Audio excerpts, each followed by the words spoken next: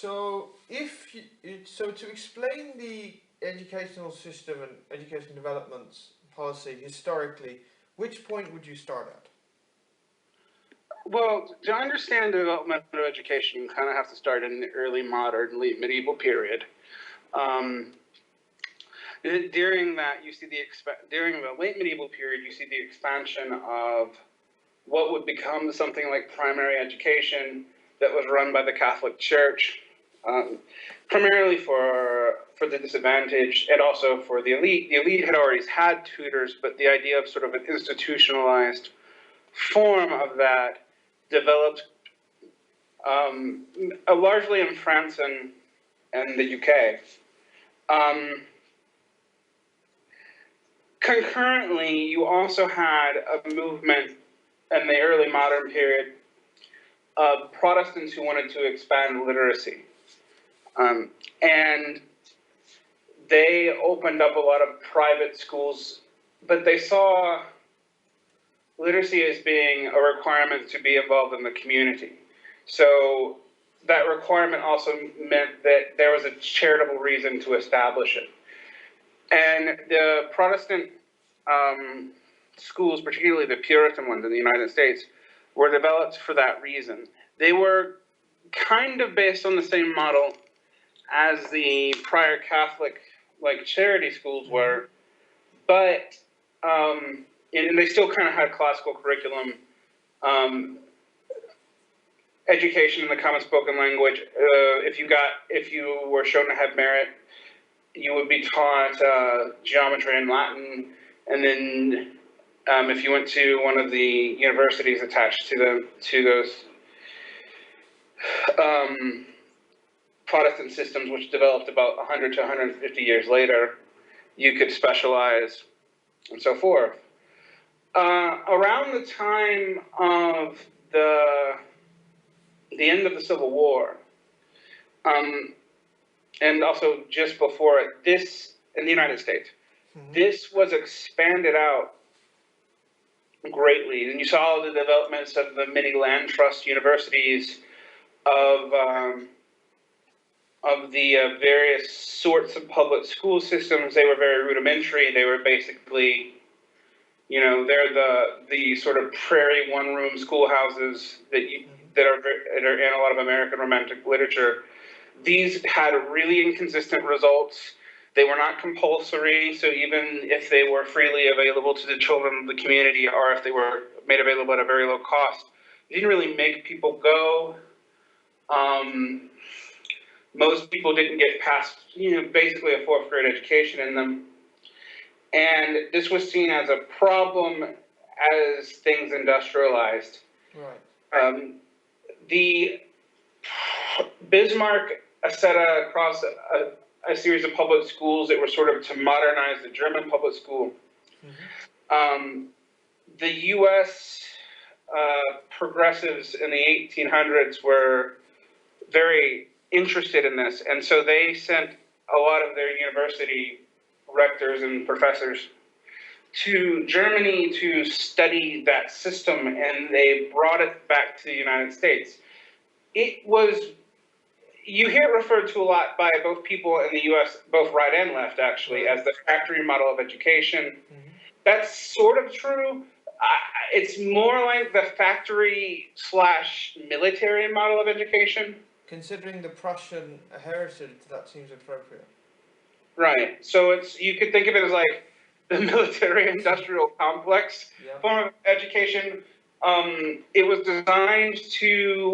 designed for out of a sort of liberal idea of basic literate citizenship that you saw already in the United States from the Protestants, and also was sort of implied in things like the French Revolution's Declaration of Human Rights.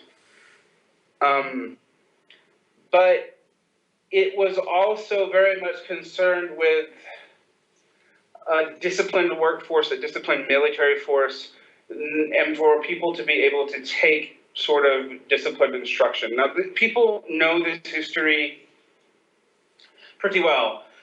Almost as soon as it was developed in the United States, it was also used as a sort of colonial an internal colonization project, both to help subdue the South, although it didn't really work, and to subdue the Native Americans, which had been priorly done through missionary work, but was increasingly seen as a state prerogative after the Indian Wars. Right. So before we get into that, I just wanted to talk a bit more about the pre-industrial model of education, which you mentioned there in terms. Yeah. No, I just wanted to outline.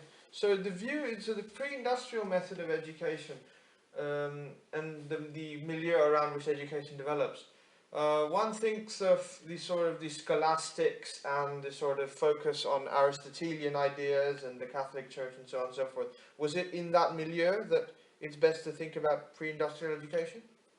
Yes, although it's important to remember there was a mass education form in the Roman Empire, but it was incredibly brutal, and it was incredibly, we would in modern terms call it kill and drill. Sure. It was also completely fell apart after the 3rd century. By the time you get to the early medieval period, and Christianity, it pretty much doesn't exist anymore, and all the educational functions have been sort of farmed out to the church. Now, when you're talking about the ancients and even the medieval period, it's not, you have to remember that the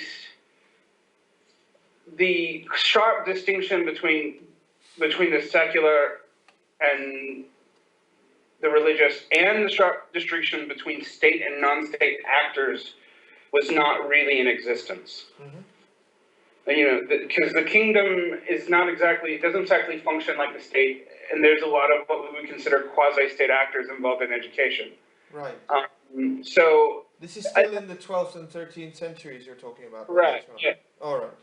And I actually think at any time you're talking about anything pre-early modern, you don't have that strong demarcation. People just don't understand the world that way. So it's I think there's a lot of misunderstandings about educational history from libertarian critics of public education, also even from some liberal and left critics, who seem to think that public education is sort of a modern industrial thing.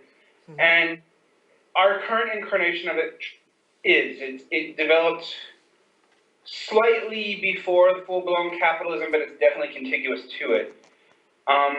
But to think of the earlier models of education as private is not really correct. It was quasi-state. It was quasi-state, or it was quasi-church, which might as well have been quasi-state because the church could enforce certain laws. I mean, there's just not the same distinction there. Sure. And there's a lot of remnant of this, particularly in the Euro-American model of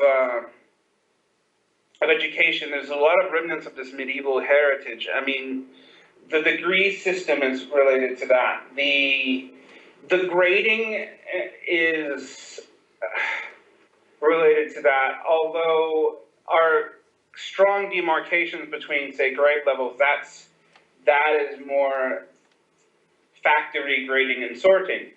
But before, the idea of like you attain the primary, the secondary, the tertiary, and these levels of educational initiation, that's been in Western educational models for a long time and is actually pre-modern. And again, when a lot of education reformers talk about the factory model of education, they include, say, the grade model, both the grades as in A, B, C, D, and also the grades as in grade 1, grade 2, grade 3, grade 4.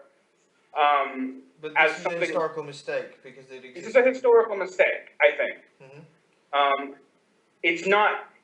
It is related to the factory model. There's strong demarcations, but it's also like you couldn't do that, for example, in a one-room schoolhouse in the U.S. prairie, or even in the European missionary schools in India. That couldn't be done. But it was already it wasn't a strong break with the prior notions of education. Sure. At all. It fit right in. I think what makes our current struggle over models of education so interesting, and maybe, is that a lot of the battles that you see over higher education and secondary education not only have to do with the factory versus, say, the pragmatic model or the consumer model, which are the two that you generally see put forward, but also that a lot of people still have attachments to these pre-modern educational things, such as maybe grades, degrees, and whatnot. But because they're also pre-capitalist, and they were designed in a pre-capitalist mentality. And if you actually listen to, say, a Cato Institute lecture on education reform, which, you know, even though I'm pretty far left, I do, it's important to know what they think. A lot of what they're butting heads against are these pre-modern / late medieval structures in education that are remnants of the scholastic, you know, liberal but Catholic university tradition. And that's what they're butting heads against. That's what, you know, like the idea of a tenured professor, even though the form of tenureship is a modern invention and has to do with isolating people from the market, the idea of an appointed professor as opposed to just a salaried intellectual laborer is a medieval idea. Sure. And you can see this across the board in the kinds of hashing out of things like respect due to teachers and stuff like that. They're actually appealing to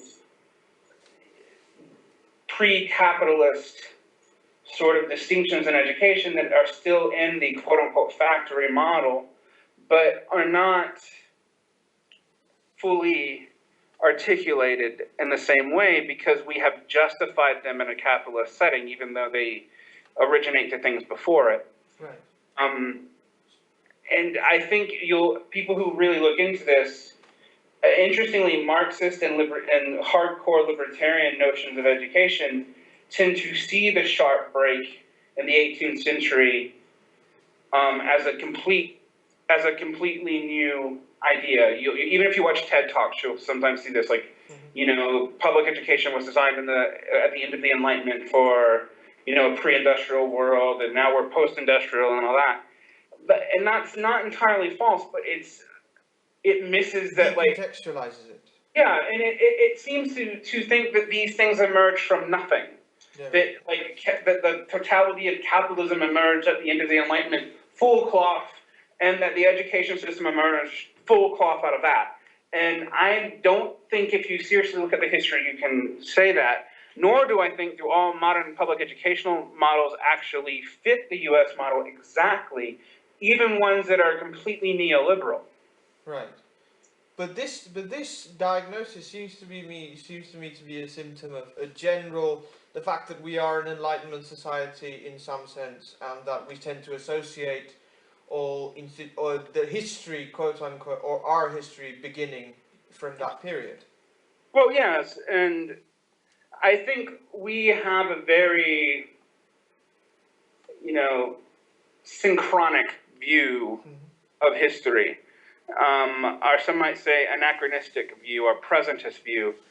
But that also, we tend to both underestimate the differences with the past, but in so much when we recognize there are differences, we see them as maybe more radically different than they are, particularly in terms of social institutions, because a lot of the social institutions that the bourgeois world are built on predate the bourgeois world significantly.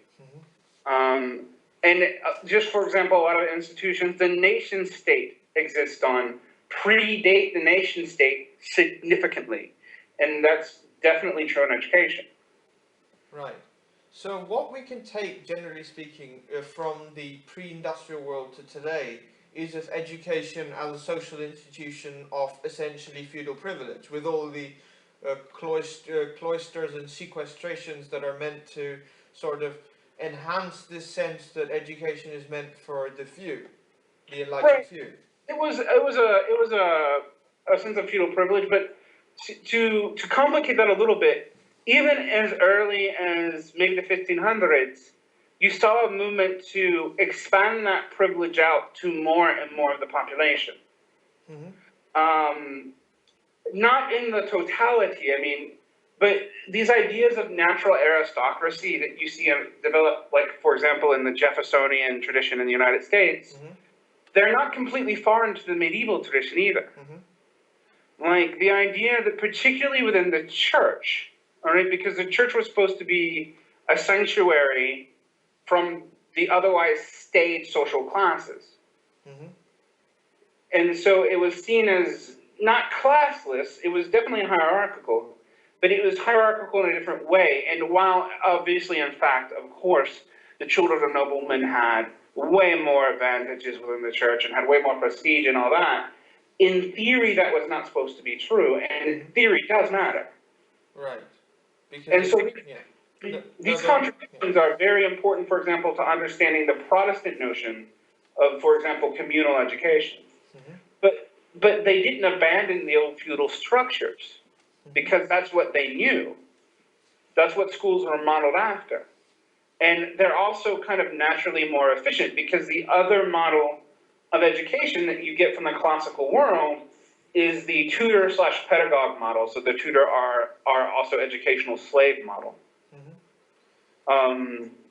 And, you know, the Puritan founders in the United States would have known that, and they would have been pretty hostile to that because that's not only is that not really what they wanted with their sort of universal basic civic education, but also it was not, it wasn't logistically feasible either. So, and there's just not enough people to have a bunch for every 3 or 4 children to have a tutor. So what you're saying about the classical model of education is that attempts to reform it have ended up perpetuating it in a way which are not conducive to the motives of the reformists. I would agree. Yes, although I would say the reason why that is because the structures are contradictory in and of themselves. You have a very elitist structure that is also trying to, often even in the early medieval context, be more egalitarian, but it's not changing its structure. All right, and that structure was only significantly changed, not during the Enlightenment, although it was sort of universalized out, but that doesn't really significantly change until the end of the Industrial Revolution, where people start seeing education not just as a means to legitimate aristocratic privilege with some notion of meritocracy, but also as a means to sort of educate the workforce in a basic manner, as well as sort out within the working class itself intellectual workers from blue-collar workers, are, in the case of the Prussian model, also civilian officers from civilian infantry and whatnot. Sure. So between the classical model and the Enlightenment, did the intellectual movement of the Renaissance or the Christian humanism that accompanied it have educational implications? I'm sure it did. I mean, but most of those are in content, not in structure. Right. So you see the decreased emphasis in Latin over time. You see the increased emphasis in science and math and in engineering and in practical matters, as opposed to what we would see as scholastic, metaphysical, and logical matters. Which accompanies the Reformation and the Scientific Revolution. Right. These are all tied together. Right. So the Enlightenment is really the next structural change, you'd say? It is, but I mean, my only point is just we must keep it contextualized in the sense that, particularly in higher education, the medieval structures are still there, even now. Mm-hmm. They've just been overlaid with all sorts of contradictory missions. And this is also true in public education. And you see this in the weird social value in the U.S. over public education. So, for example, as the universal idea of public education becomes more and more important, even to neoliberals in the United States, all right, the raising of the age where you can drop out of school, the push to put everyone in college, what you have seen is the decrease in the importance and frankly even in the quality of the education given. And that's because it's still a sorting mechanism. It's still supposed to sort and signal. Which is a medieval thing. Which is, yes, right. At least a medieval thing. At least a medieval thing, if not before. Maybe even earlier. I just feel more comfortable talking about medieval educational structures than ancient ones. And certainly if we're discussing it from a current intellectual development point of view, it certainly makes sense, at least for if you want to trace intellectual history, to start at medieval, or at least to emphasize medieval education. Right, particularly late medieval education, because the transition to the Enlightenment was not overnight. Right. I mean, if you really want to, this is a debate, for example, over, when capitalism emerges. And depending on how you adjudicate it, it either emerges in England in the 15th century, or it starts to emerge in proto-form in Venice in the 13th century. And I actually think if you look at things like late medieval models of education, I'm not sure, I haven't actually done the historical work, but my hunch is you would see a similar pattern depending on where you wanted to date the beginning. Because what you see, what people see as the classical late medieval universities, that's definitely France and England. But if you were to look at the beginnings of that, you might see beginnings in the end of the Papal States in Italy, because that's where you really see the beginning of a strong merchant class and the end of a lot of the feudal structures, the feudal tax structures. I think you might see something similar there in education, but I haven't studied Italian. Yep. So I guess maybe implicit when we talk about this is my models of analysis here are a mixture of Weberian cultural analysis and hard Marxist look at social structures and economic structures, because I think they're both important. And if you're looking at, say, modern school systems, some of the differences between, say, maybe the East Asian school system, which is so beloved of North American reformers, and, say, the Nordic school system have to do with some of these cultural differences that manifest in the structures of their education system. So you look at, for example, Taiwan, Korea, and Japan, to maybe a little bit lesser extent, Shanghai and Beijing. And I say lesser because there's some different complications there. But you can see the Confucian sort of bureaucratic testing model still exists.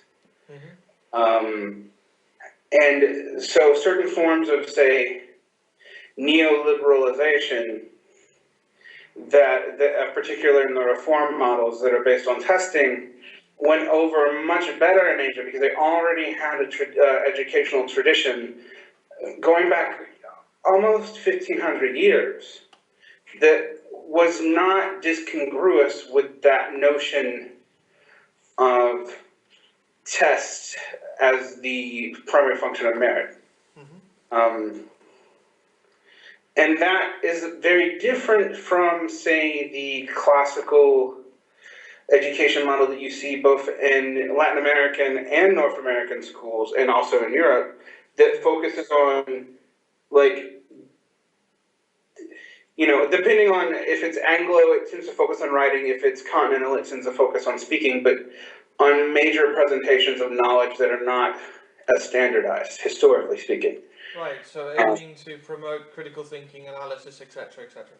Yeah, or maybe in a superficial way, but it's definitely there. And it's the important thing is capstones showing your learning. This is part of the medieval scholastic tradition. If you, for example, look at Buddhist models of education, they tend to be dialectical. And I don't mean that in the Marxist sense. I mean it literally in like the classical formal sense of dialectics. Your attainment of certain degrees, for example, if you are Tibetan Buddhist within the monastic order, is actually based on whether or not you can win certain debates on doctrine. And these structures you still see in the public education systems, even though they all have the sort of industrial U.S. Germanic basis to them as their basic structure. You see that in the neoliberal, I like to refer to them as neoliberal universities. You can talk to me later as to why. In Asia, particularly in South Korea, where I know the most, because I lived there for 3 years and studied the system a little bit, where the education model is almost, like the university model is almost entirely Western. Sure. But the attitude towards the professor reflects this older system that was sort of eradicated in the Korean War, but still sort of exists as a cultural attitude. And I think there's a lot of misconceptions, particularly about East Asian academic success, and I'm going to put that in quotation marks. It is successful, but it's successful at a very specific thing. Sure. That are based on these things, and if you try to look purely at a cultural model, at an economic model, you cannot explain why the testing regime has had almost no resistance in Korea until very recently. It's beginning to have resistance, right. but very little resistance until very recently. Whereas in the United States, it has been a cultural flashpoint since maybe the 50s in some way. And that's from pretty much when it begins. So So when we're talking about the medieval notion of education in terms of rankings and grading and so on and so forth, persisting onto modern systems of education, we can connect this with class and economic determinism, in the sense that if we're positing that this notion stayed central to educational systems throughout, in some ways this points to some commonalities between underlying systems of society and economy. Correct. But sort of the epiphenomena around these systems, this epiphenomena can have actually pretty meaningful differences in results and in educational attitudes and etc. Within that system are not just based on economic determinism. They're also strong religious counterpoints, even when the society is no longer formally that religion anymore. So in a post-Christian Europe or a post-Confucian Korea, you still have Confucian educational assumptions, and you still have Christian educational assumptions. And they create sort of different tensions within the larger apparatus of the educational world. But all of these come up against the fact that they're all massively resource inefficient from a modern capitalist point of view. Right. I mean, even the best schools in the world, if you're on a mass level, if you look at them from a point of view of profits versus expenditures, they're just a net loss. Right. So we're sort of at this point between the medieval period and the Enlightenment. To connect the two, could you sort of talk about the Renaissance and the Christian humanist and scientific revolution and its impact on educational thinking? So, well, I think what you see there is the sort of idea of minimum civic competency. We talked about this a little bit before, but like that everyone's entitled to some capacity of education. Now, these rankings may be arbitrary, or they may be meritocratic, or they may be, in reality, they tend to be a little bit of both. But the system sort of even the notion of even the notion of meritocracy is, I mean, it's dependent on what you measure as merit. So in that sense, they can be both arbitrary and meritocratic. Right. I mean, it's always, in a way, it's always arbitrary and meritocratic. So, for example, you know, what we test as intelligence, like IQ, probably measures, for example, what it's designed to measure. Mm-hmm. Is that the only form of intelligence that's valuable? No.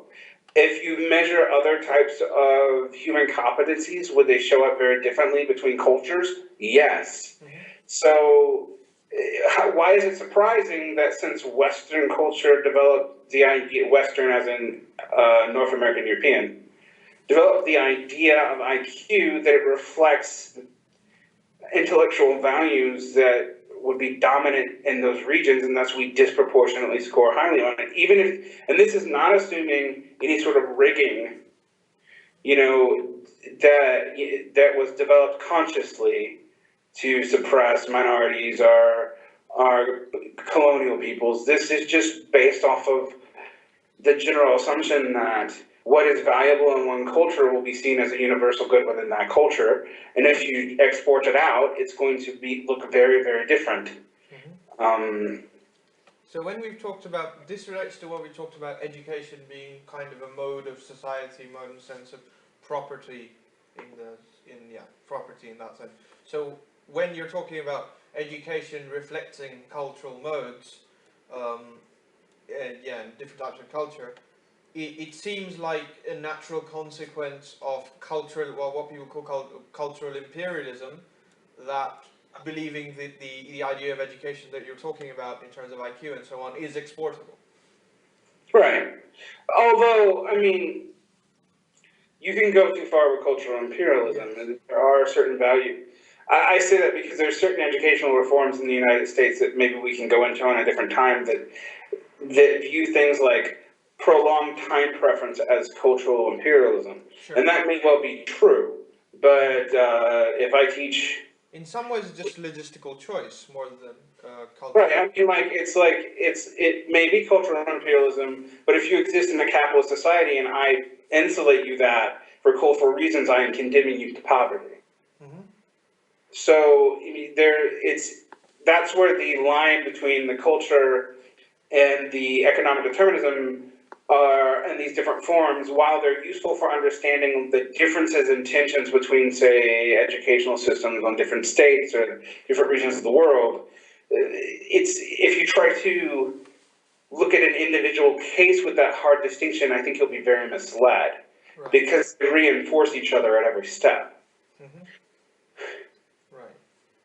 So getting back to the Renaissance, what you sort of outlined seems to me a switch from education as privilege, at least in the rhetoric, to education as right.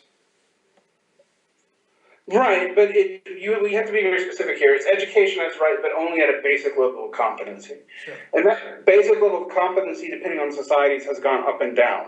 Mm-hmm. For example, the Universal Declaration of Human Rights declares education a human right, but it's only for primary education. Mm-hmm. And most of Latin America, up to secondary education is a human right, but what's considered secondary education is actually what we would consider a ninth grade education. Sure. Et cetera, and so forth. So elementary and middle school.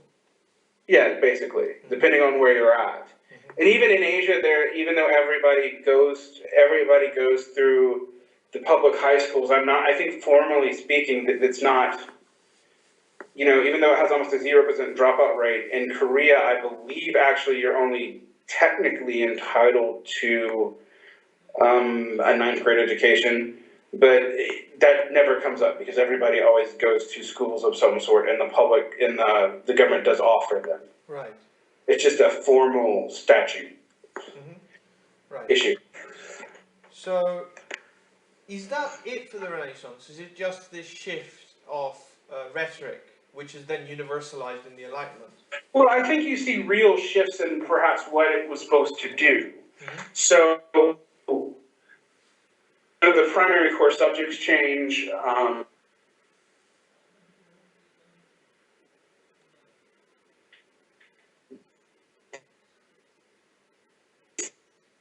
secularization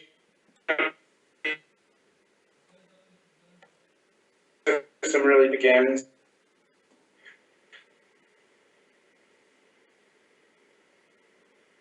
conceptions until the Renaissance, until the end of the Renaissance, early Enlightenment period itself. The word even religion, it may not even be understandable from an anthropological point of view to pre-early moderns in the same way we use it. I'll give you an example of that. And we can talk about maybe how this relates to education, but it's important anthropologically. Sure. When medieval Christians, Byzantine or Catholic, ran into Jews, they did not view them as a separate religion. They viewed them as a heresy. Right? And all those documents until the early... Sorry, a deviant within a given religious frame. They were deviant within the given communal frame, which the religious frame was the dominant mode of. But when we talk about the religious frame, that's really a modern, or at least a post-Enlightenment conception. Mm-hmm. But there is no secular world per se in medieval thought. There actually kind of is in classical thought, but it's pretty much, if you talk to a medieval person about religion,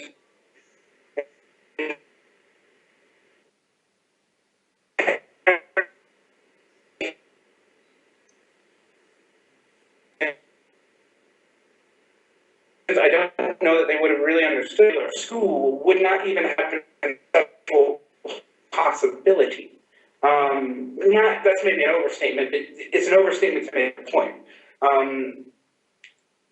That is very particular.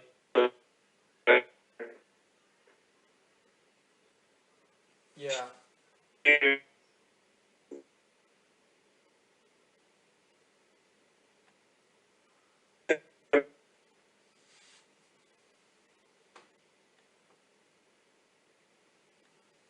It would have been very strange for a Christian European to think that way. The difference in spheres kind of comes out of both the humanism and the Reformation. And more importantly, where the modern notions of education come from are explicitly late Enlightenment projects. So that's, the unified Germany under Bismarck, which is an explicitly, even though it's racial nationalism, it's still an explicitly post-French Revolution project, as well as in the United States, which is an explicitly, post-English Civil War project. So what you're saying is that the Renaissance created a quasi-secular sphere, which is widely accepted, but in terms of education, what does that mean? What is the implication? Well, that means that, for example, being religiously entitled to basic literacy so you could perform your religious functions, and being entitled to civic functions in the basic sphere they become increasingly disentangled. And you see that in the United States in the New England public school system as it develops in the 16th, 17th, and 18th century. Starts off about religion, becomes increasingly justified away from religion and more into citizenship duties and duties within the market. And that's very important because the idea of practical education as something more than something enabling you to engage in your culture, as something that's giving you a skill, that emerges from that mindset. And even someone like John Dewey, I don't think is possible without that change. So in the United States itself, you move from a religious discourse to an Enlightenment discourse. Yes, even though the religious discourse itself was sort of a product of the Radical Reformation, which is definitely tied to the early Enlightenment. I think you can't really make strong distinctions between the two, but the U.S. was justified on secular grounds. Right. And so the U.S. public education system had to be justified as well on secular grounds. Sure. So could you just describe the changes that take place from the Reformation and the Renaissance to the Enlightenment in educational thinking? Renaissance to the Enlightenment. Well, you see the increasing focus on sciences. You see the developments of things like the Royal Societies, which are gentlemen's clubs focused on science, but also on public embetterment. You see the beginnings of like literacy societies amongst women who public embezzlement. Embetterment. Embetterment, right. Yeah. Well, probably also public embezzlement too. These are all, in a way, works programs. But also, like, you see the beginnings in the 18th century of, like, the Women's Temperance League, which was largely aimed at immigrants in the United States, and, anti-alcohol, and that's unique to the US, we don't have to go into that. Sure.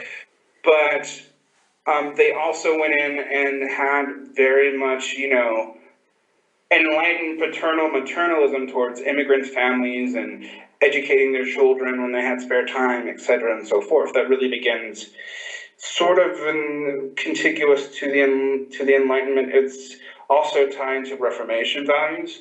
The biggest difference between the early humanism and the Enlightenment is, one, the increasing importance of paid labor as opposed to serf labor or other kinds of slavery. Again, there are U.S. exceptions there, but and the other big difference is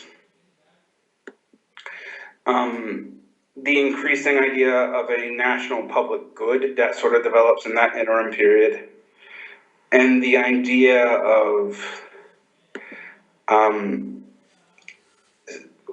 sort of for economic reasons, with the decrease of sort of agricultural labor as a primary mode for the poor, some literacy skills, some basic mathematics were needed, to do basic work, to even do basic work. And so as when you see the Enlightenment, it's also when you start seeing things like standardized measurements, concern for reproducibility of goods in a real sense. I mean, some of this exists a little bit in medieval guilds, but it becomes sort of a public concern. That's in that transfer period. And so even though you don't have the Industrial Revolution, you don't have, in most countries, you don't have anything approaching true, quote unquote, true capitalism. In the everything we think about when we define capitalism is not consisting yet. You start seeing things that resemble it in that kind of interim 150 years. Mm-hmm. So what you're talking about there is essentially the liberal rights discourse in terms of the development of the ideas of the Christian Reformation and the Renaissance into the idea of the ideas that we come to think of liberal education, of the individual as rational, and so on and so forth. Right. Although, I mean, you still have to see this as an essentially post-Christian project until probably the 20th century. Sure. So, at what point do we move from the Enlightenment to the factory model? With the development of factories. Oh, and particularly when unions, for both legitimate public outrage over what was happening to children, but also partly selfish because children were depressing rage ways. You had all these children sent back to their homes out of the work market, and you had nowhere for them to go. Mm-hmm. So the idea of poor children needing an education sort of comes out of that, because they're no longer taking on apprenticeships because they legally can't. Right. And so they have to do something with them. I mean, and particularly poor children, even though middle-class children largely already had access to education through the one-room schools, through parental tutoring, because usually the mothers were literate and would teach their own children.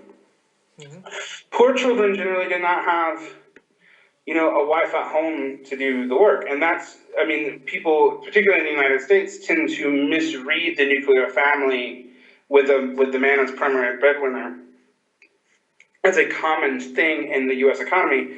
Well, historically, it's actually sort of a blip that exists like post-Depression to like 1965. Mm-hmm.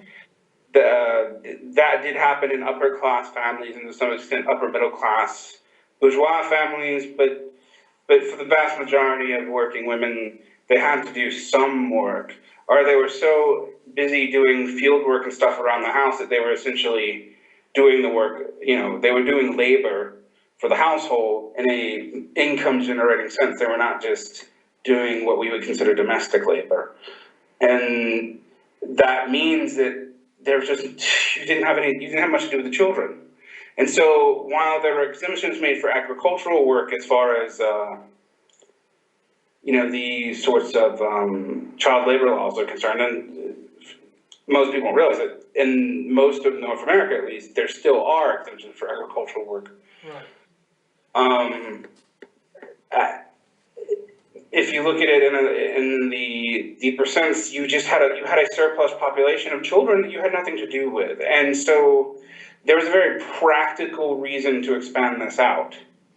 But why I say that, we must already remember the discourse of the universal idea of like a minimum education already existed probably for 100 to 200 years when this started happening. It's just this forced it to actually be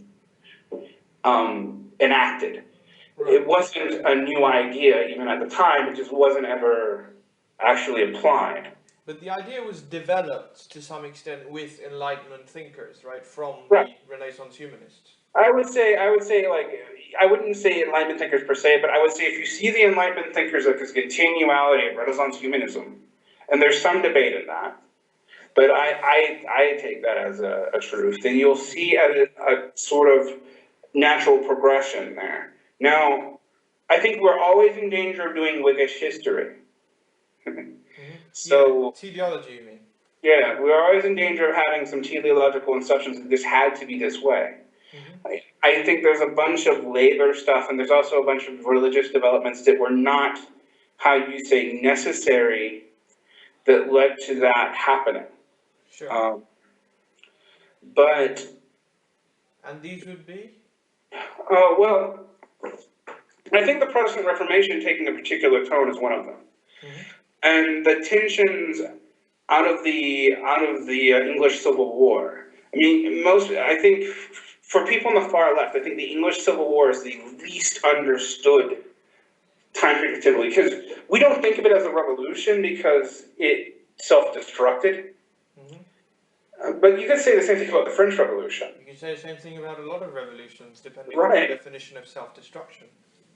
Right, but it self-destructed so quickly because of its dependence on an individual, of a couple, and not actually, it's wrong to see it as just Cromwell. There was a couple of individuals, Fairfax and whatnot, who were involved.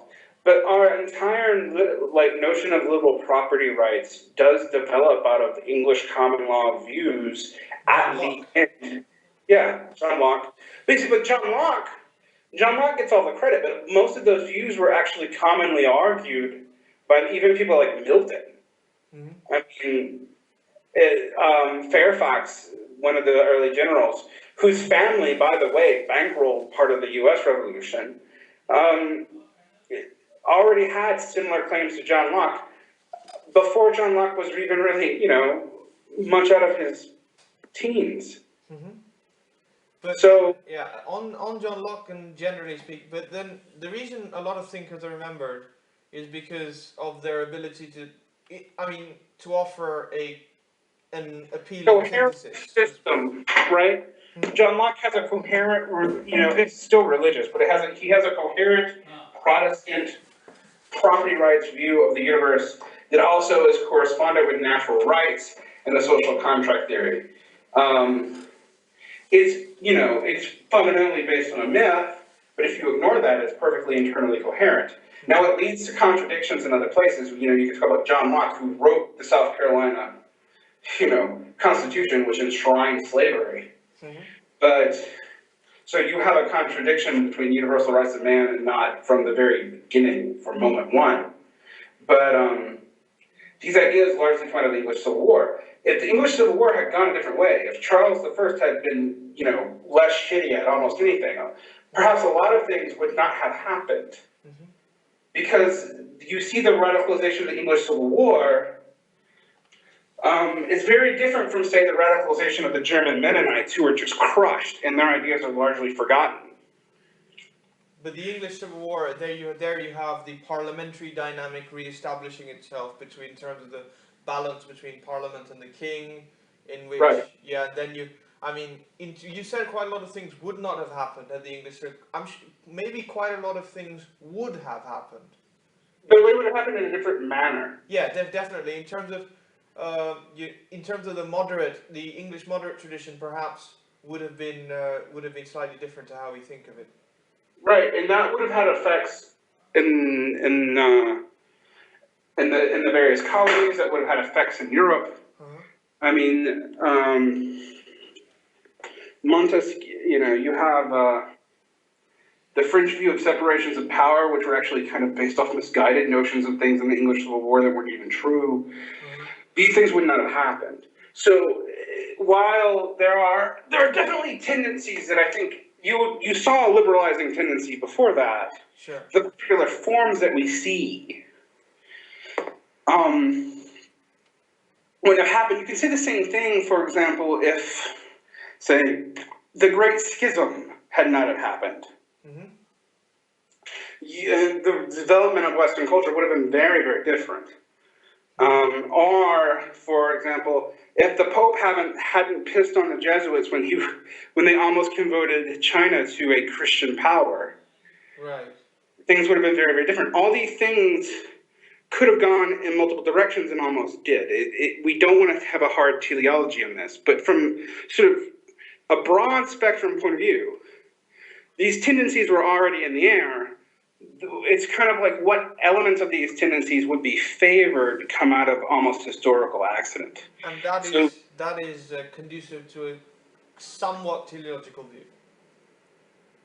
Yeah, I would say maybe if you have, for example, if you have a view of necessity and contingency, you may have a moderated teleological view, or maybe teleological isn't the right way, but definitely a moderated deterministic point of view.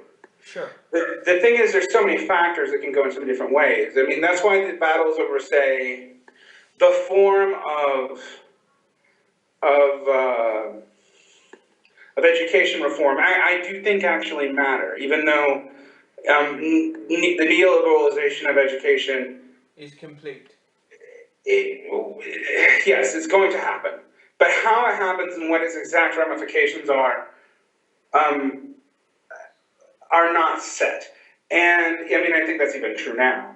And what happens beyond that will actually be largely dependent on these contingencies. So what is necessary later is based on a contingency prior. That's what makes a simple teleological view of education, or of anything, really, I think, very difficult to maintain. Sure. So, going back to education, what you sort of talked about in terms of the Enlightenment and the emergence of the Industrial Revolution, you have the confluence of liberal ideas of the individual with needs developed from the Industrial Revolution of social structure, as you talked about, the family, right. Which combine to form the factory model. Would you say that's an accurate? I think that's an accurate thing, and that's actually the way I like to talk about this stuff, is I like to talk about it as a confluence of ideological and material history. Ideas do matter, but which ideas can take hold really are dependent on the material and kind of beyond anyone's even knowing, much less. Very few people for example, looking at the child labor disputes, I don't think anyone would have thought that battles over wages would have had such an effect on child labor, and then that in turn would have such an effect on universal education. I don't think anyone at the time would have put that together. Sure. So now can you get to talking a bit more directly about what you call the factory model, what's commonly called the factory model? Okay. Sure. So the factory model is interesting. You have the standardization of not classroom instruction and not classroom assessment. That's actually very, very modern. But you have the standardization of grade levels. You start seeing a push to separate out children by first age and then ability within that age. You have the development of things like tracking. You have the idea of education as a form of economic signaling. Sure. So in terms of what do you call human capital and so on and so forth. Right, so the idea of human capital, the idea of, even though I do not know what skills were taught in your particular school environment, the fact you progress to this level means that you must have some sort of skills, therefore I can hire you. You start seeing education mattering a lot more in hiring, partly also because wage labor becomes much more of a thing, but the two are tied very early on. You also start seeing the idea that a certain amount of the lower classes and the poor will be able to work their way up into the middle class. Thus, are the upper class just justifying the social structure? Because you can say the social structure is at least meritocratic, so to speak, and we've already talked about the problems with that, but that's a justification that people can develop in that context. Prior to that context, I don't think you really can. Right. So, would you say that in terms of, certainly from an economics point of view, the standardization is a logical response. It's a logical accompaniment with what is the standardization accompanied with industrial development and assembly lines and so on. Although they come much later, there's definitely a tendency in industry towards that standardization. It seems logical that education would follow a similar path. Well, yes. I mean, you see it parallels, for example, the standardization of time. I mean, the standardization of time, or you mean units? Yeah, units of time, measurements of time. It used to be like, every city would have its key clock, and the key clock would be set by the city, which was roughly set by the sun, sort of. But the idea of like a perfect mean time on which all things could function, that's contingent with capitalism. You see similar things in education. I think these things are, I have the same sort of ambivalence about standardization that maybe you might see in Marx about capitalism, because there are definite benefits to it, real benefits, not just like... To some extent, it's necessary, depending on how you define standardization. Well, yeah. You need to know what's going on in other places. Particularly for credentialization outside of the institution. Yeah, it seems to me when people talk about standardization, they seem to be mixing a lot of things, including bureaucratization and a single value system being taught to people and a single hierarchy of needs, which does not necessarily have to accompany standardization. And in fact, I could say, arguably, the United States, particularly in this time period that we're talking about, the development of the factory school system, they very much were not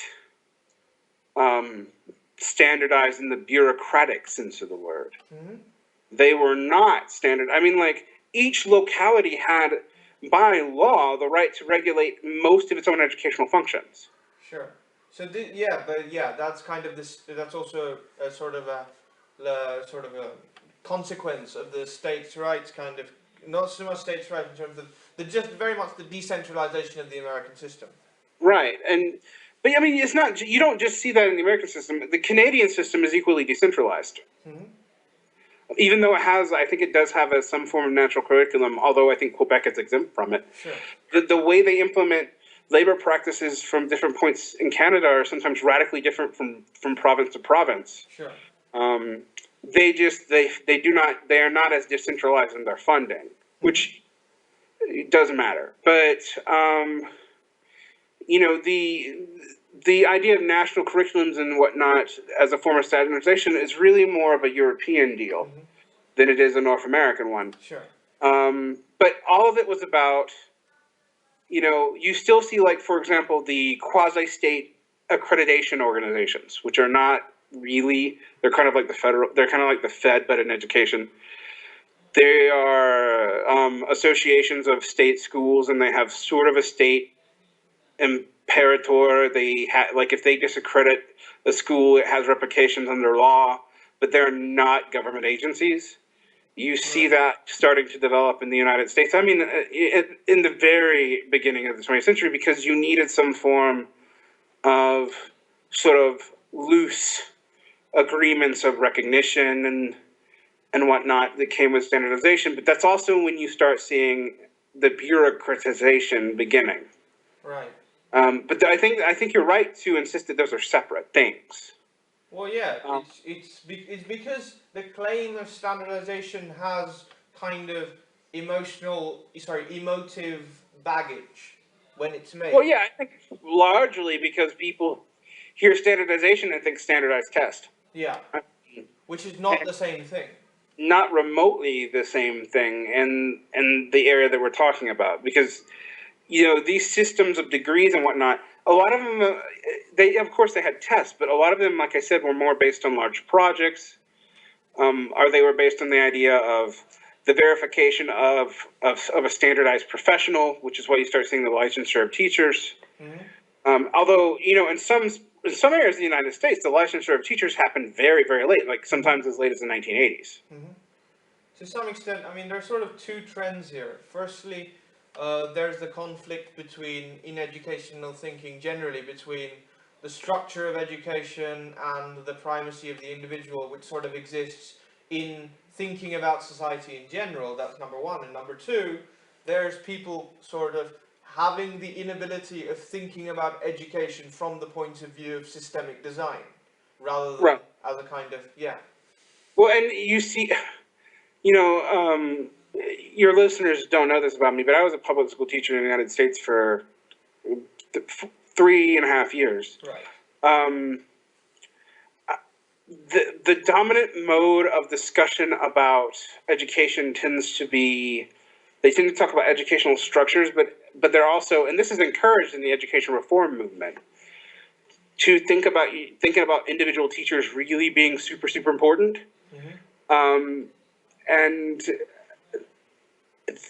you have people who just cannot be made to see how they are set up in that system to do certain things, no matter what they do. To some extent, this is an Anglo-American tendency in general, right? In terms of being distrustful of structural explanations and going for But also because of it, they're actually more given towards. I used to make this argument when I was in Korea, when people were like, Americans are individualistic. Uh-huh. No, they're not.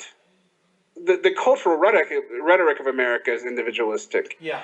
But the actual practice of daily life, particularly amongst the people who have the cultural rhetoric of individualism, is actually incredibly collectivist. Right. And I don't mean that in like the the economic term, socialist sense, which I think collectivism, even when applied to socialism, is actually, you don't understand either term. But in the sorry, you don't want to do what, socialism? Oh, I don't think socialism is collectivist necessarily. Right. It can't be. I mean, but in the sense that like collective values trump individual considerations. All right. These are the same people who will tell you the most about freedom of conscience and whatnot. Uh-huh. So I mean, just moving from the general discussion of standardization to the particular. Before Prussia, I suppose the big educational movement was in France, for Napoleon. Right. France, with Napoleon. In terms of the development of rational man after the Jacobins and so on and so forth, and how this gets translated into the educational system. Exactly. I mean, I haven't studied France as much as I've studied Prussia, but I actually consider it crucial. I just don't know what its exact structures were. Mm-hmm. I think it was actually structurally a little bit more open because it was really sort of the first experiment in mass education. Mm-hmm. I mean, like, if you wanted to look at the major societies that attempted mass education, you want to start with England, France, sort of simultaneously, although France is much more successful at it because its medieval hierarchies are busted. Well, France certainly emphasized it more, right? Because it was more important as a rhetorical thing. Whereas in Britain, it was definitely there, but it was more seen as a charitable thing, not as charity schools, as you can see in Austin and so on and so forth. Exactly. Yeah. And then you look at Prussia, the United States, and then you look at the Soviet Union and later developments in the United States, and the beginning of public education in places like Latin America, India, et cetera, and so forth. Sure. But those are the areas you're going to look at as key, I think, in sort of key developmental moments. But all of them, I mean, the other thing about is Soviet education is also based on a factory model. Yeah. it's a much more, um,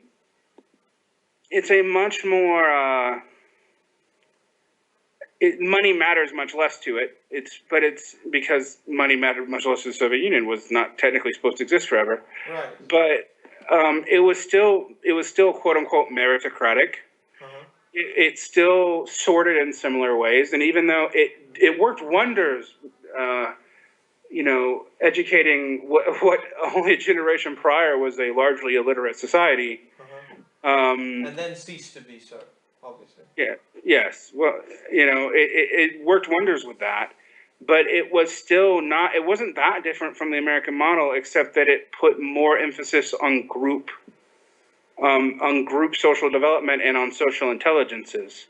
Mm-hmm. But you saw similar developments in the United States. So when you see Vygotsky writing, you also see John Dewey writing, and it's happening almost simultaneously, and they don't have a lot of overlap. Even though Dewey had some connection to communists, I highly doubt he knew a whole lot about what was going on with Vygotsky at the time. Sure. Right. So before we jump forward to the late 19th century, about France. France is sort of would you say that it is what we talked about, the confluence of ideas and economic circumstances, it is the first practical manifestation of this confluence?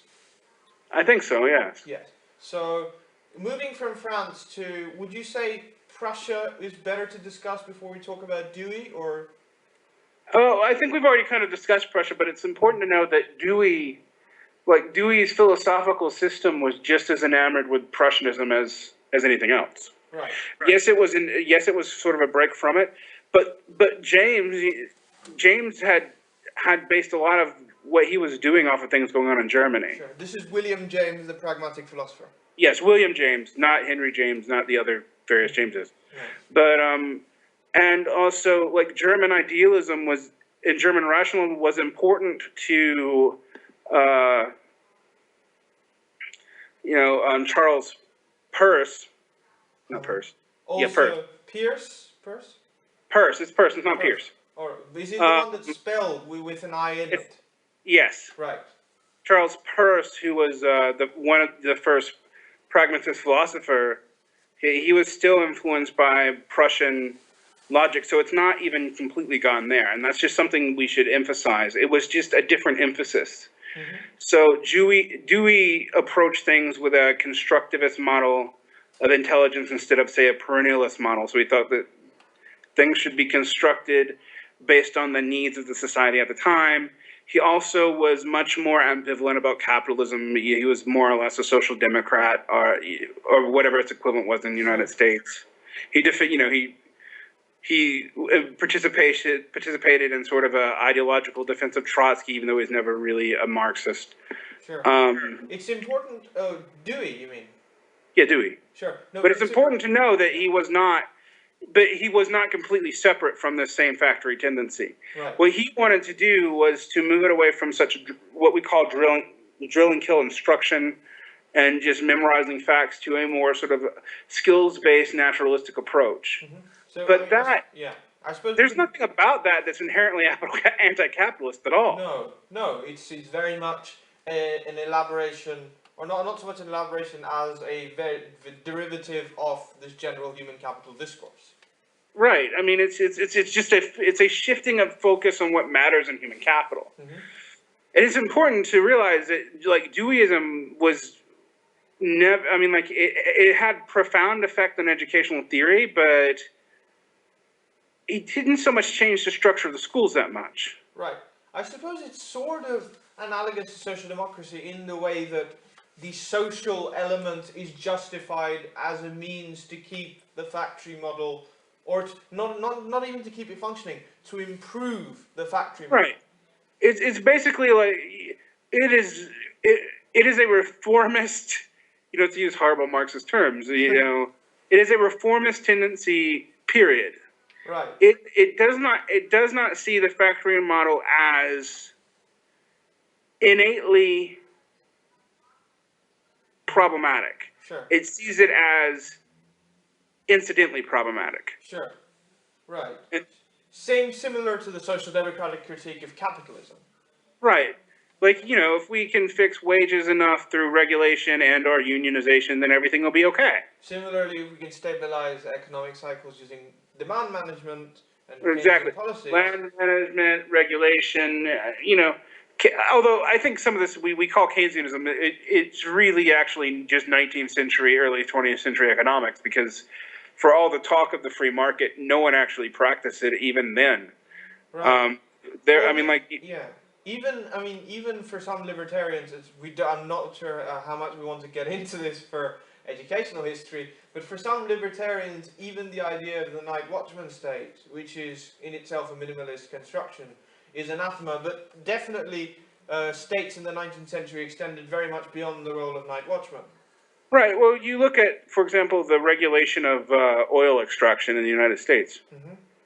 Even though, it was a quote-unquote free market, it was absolutely highly regulated, so much so that, like the governor of Texas at one point is calling in the National Guard to impose martial law on oil extraction because they're extracting so much so fast from economic incentives. They're not afraid actually of them using all the oil. They're afraid of the oil price being nothing and everybody going out of business. Sure.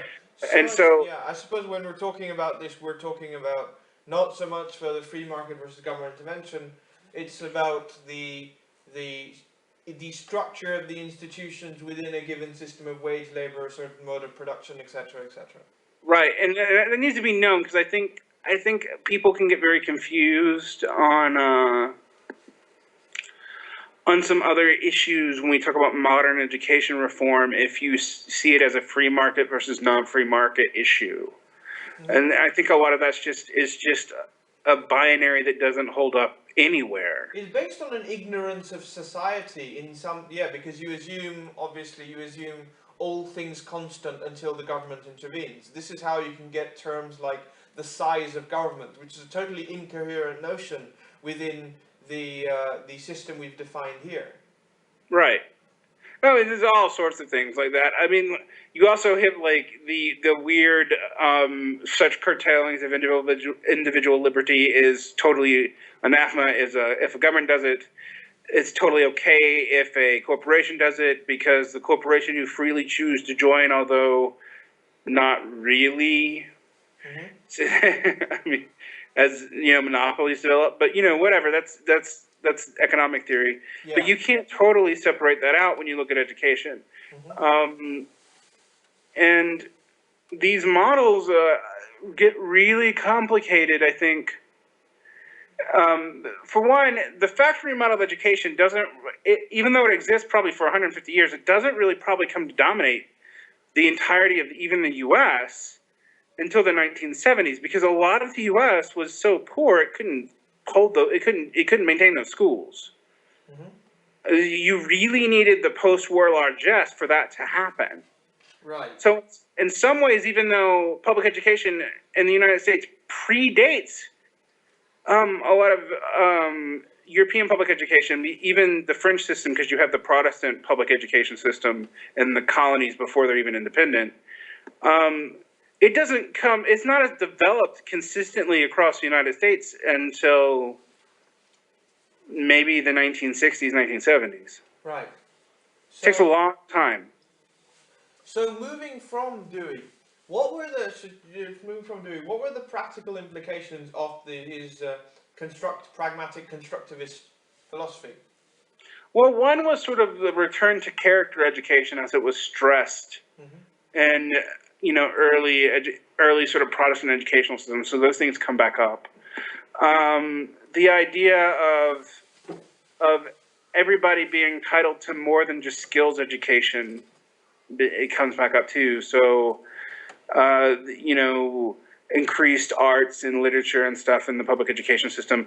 I mean, it's hard for people to imagine, but it's important to imagine the idea of like an English department and English literature classes, and in the Anglo world is maybe only 150 years old. Mm-hmm.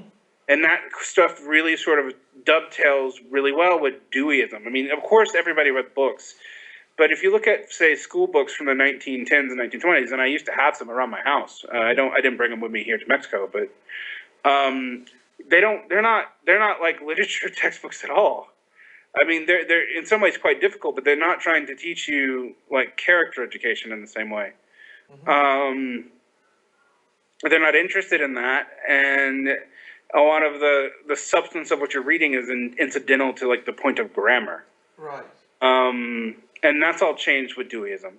That's also changed by there's other philosophical trends that are developing other than Deweyism that sort of dovetail with it, like the idea of perennial education or the great books education and whatnot, which is sort of a neoclassical or neoclassical view of education, right? It's in terms of the redevelopment of, let's say, a core set of attributes that puts you... Yeah, a core set of attributes based roughly on, say, like the old classical liberal education, but democratized and sort of also, you know, in the vulgar languages as opposed to Latin, and you get that sort of idea from it. And this you can see at the universities as well in the United States. And could you right, see that particularly after the Cold War, because there's a lot of money flooding in the Cold War for practical reasons, but that's when colleges really start developing their current form, and conversely, the high schools start reifying their form to reflect college concerns. So, in English, you see, for example, grammar/rhetoric and literature increasingly combined into one class in the United States, et cetera, and so forth. You start seeing that right around the same time. And why do you think this happens? Is it because of the Dewey discourse? Well, part of it's Dewey discourse, part of it's post-war largesse, and it seems like we can afford to do it, so why not? This is post-war largesse, even, would you say, in the 1910s, in the expansion of the state was not necessary. I mean, although numerically speaking, largely came from the New Deal, the Second World War, there was some in the Wilson era. Well, there's an expansion of the state. I mean, the biggest expansion of the state in U.S. history actually is probably with Prohibition, so in the 1920s. Yes. With the beginning of, in terms of the numbers and government spending ratio to GDP, although we no need to get into that too much. Yeah, that's a whole nother nightmare to talk about. But yeah. But you start seeing that around the same time. You start seeing the states start taking over local schools, and not like removing their school boards. They're being really heavy-handed about it, but they start being seen as needed. And I mean the states in the American sense, not in the larger world sense, as needing to sort of regulate their own internal systems and to make their funds a little bit more consistent. Although the way they choose to do that sort of doesn't go very well. But you see all these developments developing pretty quickly and rapidly in some areas, but like I said, in other areas of the United States, because they just didn't have the economic largesse until significantly after the 1950s, that you didn't see it everywhere. And you already have the sort of development of separate but unequal schools, and I don't just mean racially, but of course there's that too, but also economically. Right.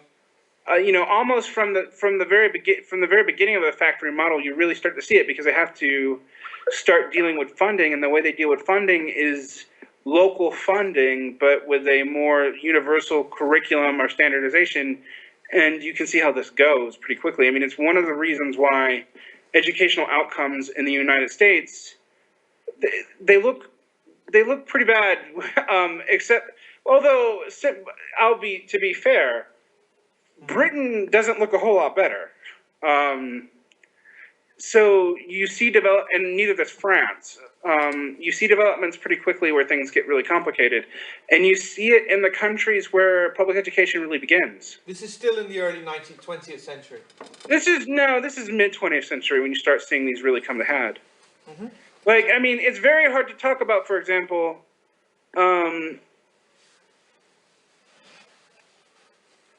what it would mean, like what general literacy rates really were in the early 20th century, because the only people who were testing it were the Army in the United States.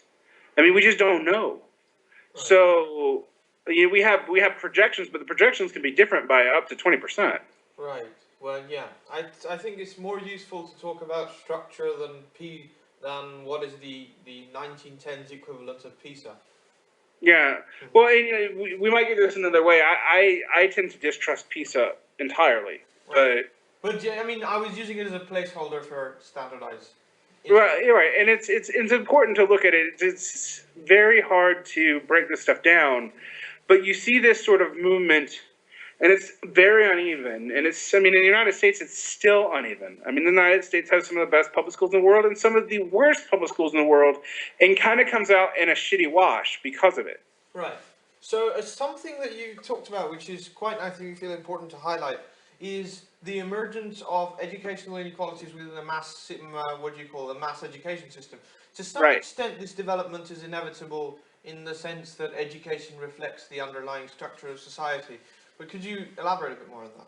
Well, you see it everywhere. For example, I have an economist friend who says, like, you can't, when they talk about, like, the economic value of going to college, it's very hard to determine what that really is because there are so many other factors like social class, family background, general IQ level, et cetera, that factor into doing well in college that also factor into being rich. Mm-hmm. And so and this is a libertarian friend of mine, but he's completely honest about it. So when you hear like the benefits of education, you don't know if it's the benefits of education or the benefits of who would be getting it anyway. So you have that problem, and you see that in Europe too. Right. But what you see that sort of exacerbates it in the United States is that the funding is almost all local. I mean, in most states, there are a couple states that are exceptions. The funding of schools are based off property taxes, local property taxes. This is still true, don't I believe it? This is still true in 80% of the states. Right, because people talk about the postcode lottery and so on and so forth. Right. Mm-hmm. So this is still, there are some states, for example, the state of Pennsylvania does something a little different. It has a school tax that's flat, mm-hmm. and also will redistribute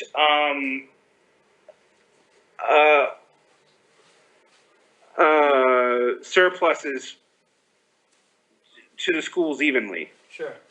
But it's got some like mitigation mechanisms. Right. And it actually does have some better educational outcomes because of it, but they're just mitigation mechanisms. They're still pretty much based on local, sure. local tax revenue, which is based off property taxes, which means the rich areas have the best schools, and that also in the U.S. plays out as white and Asian areas do significantly better than Black and Hispanic areas.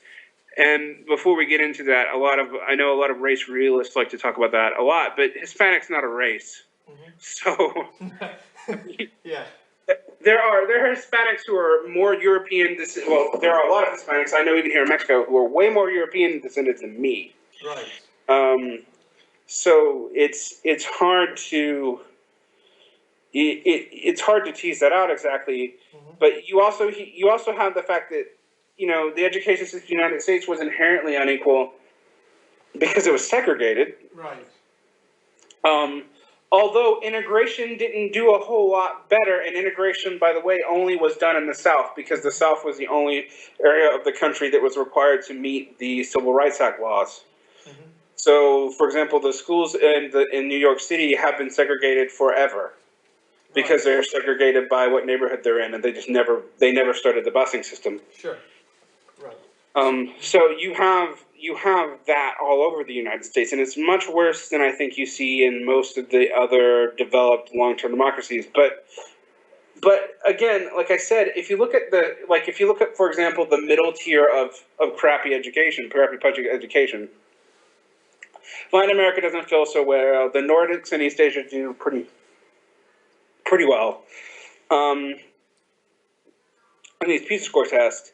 But France, the UK, and the United States score I think they're like 14, 15, and 16, or 15, 16, and 17, depending on the year. Usually the United States is worse. Sometimes it beats France. But they're all together right there in a cluster. Right. So, yeah. So before we talk about the Soviet Union, which is the next important development, I suppose, would be, I feel it's, and as well, which we've kind of ignored Latin America and Russia from a historical point of view, but we'll get there. Just talk a bit about, because I remember reading somewhere that the SAT, or at least the concept of this sort of national standardized test, was developed in the US in the 20s and the 30s. Could you? It was. It was. It was a way to sort of. It was seen as a way to sort of for colleges to get a grip on the differences in regional education. Mm-hmm. So there were such profound curriculum differences. There were such profound knowledge levels. I mean, you know, the study, for example, is the underachieving black student in 1960 had a higher literacy rate and relative IQ than the southern white person from 1935. Right. You know, and so these standardized tests were seen as sort of a way to develop aptitude. They were not supposed to be, the SAT in particular was not supposed to be developed to test knowledge levels. It was supposed to be developed to test aptitude, and the reason for that was to see like maybe some of these disadvantaged kids from the South and from the minority areas could be sort of sorted out, and a sort of best of them could be allowed into the university as a sort of, you know, way of dealing with that. And that was particularly important after the GI Bill. Right. Yeah. I suppose. So because money was, you know, there was a funding mechanism for the middle class to go to university. Yeah. Again, on a side note, the confluence of social and economic characteristics, again, there. Yeah, you definitely see it there. Right. So let's get to the Soviet Union. Okay, Soviet Union. So Soviet education is fascinating because you talk about one of the developments of a pretty highly developed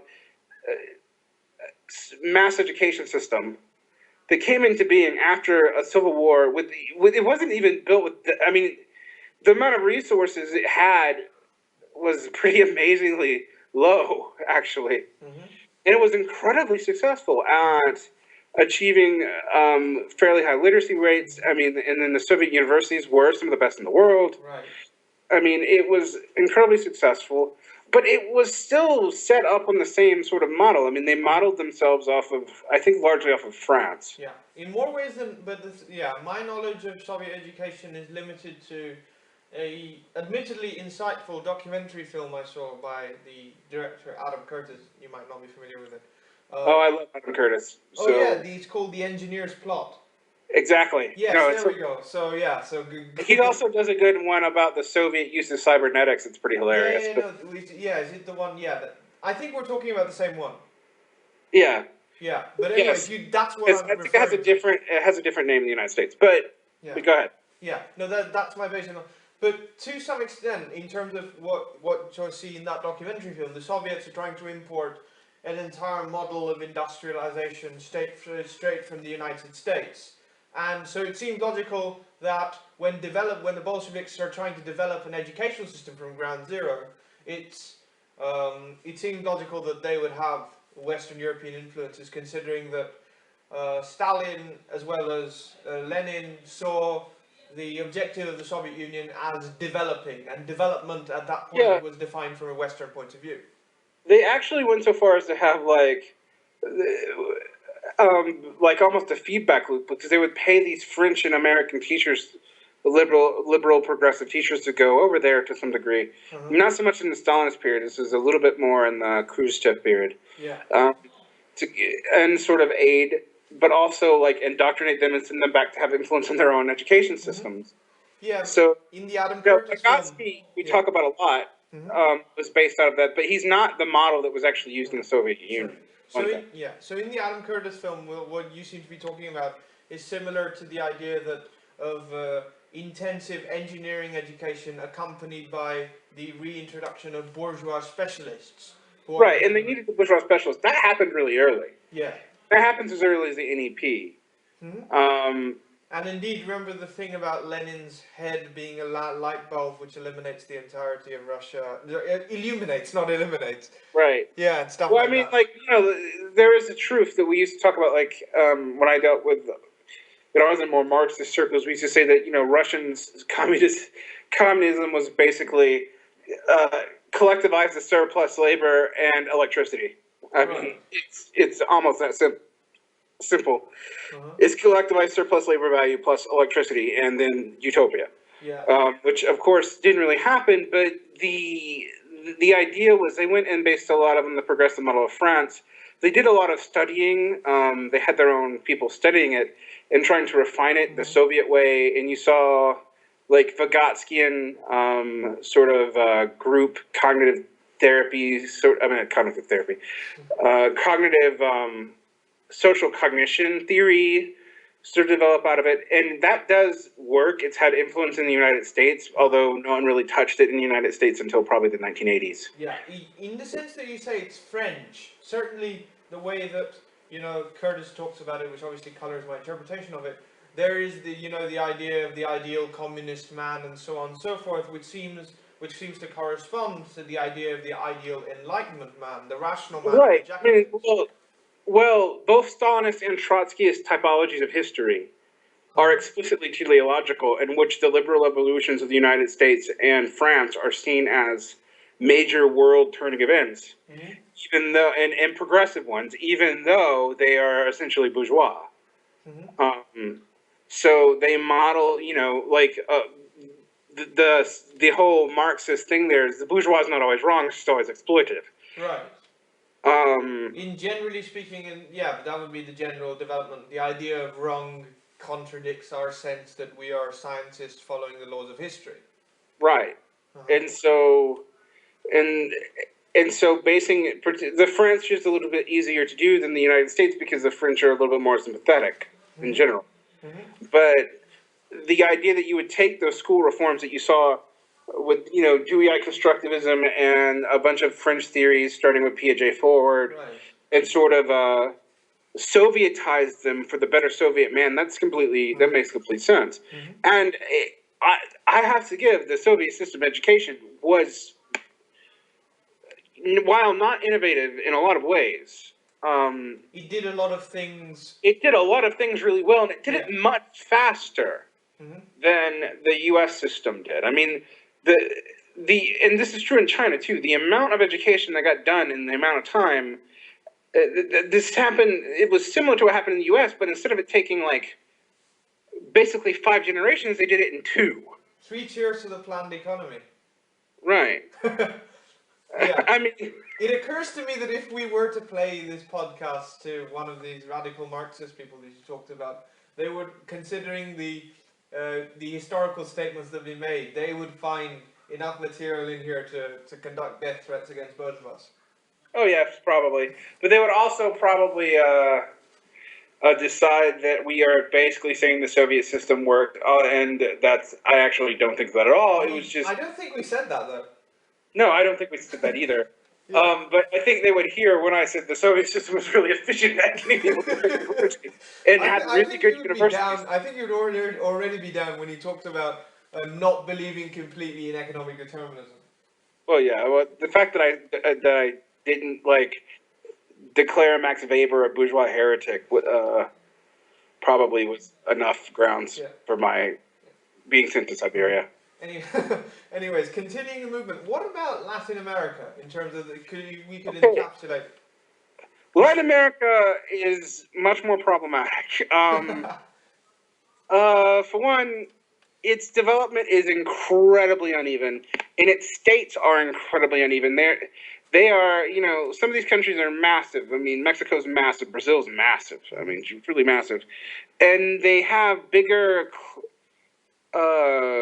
physical issues to deal with than the United States does. You have the huge desert in Mexico and the rainforest in the south in the Yucatan, and then you have in Brazil it's Brazil. I don't really know how else to describe that. And they adopted the framework accepted by the Universal Declaration of Human Rights for basic primary education, but the education model. To explain it to someone from North America, not Mexico, someone from Anglo North America, would seem insane, right? Because colleges and universities in Latin America are often free if you can get into them. This is a hangover from socialism. yes, but conversely, and this was true even under socialism, primary schooling and secondary schooling was not free. Right. Why? I'm not entirely sure. I've been trying to figure this out for a long time. Because Paulo Freire, who was a big educational reformer from Brazil, one of my not mentors. I didn't learn under him directly, but I've read every book he's ever written, as long as it's been translated into English. Is he alive or dead? He's still alive, although he's become very Catholic. Ah, I see. But liberation theology Catholic, but very, very Catholic.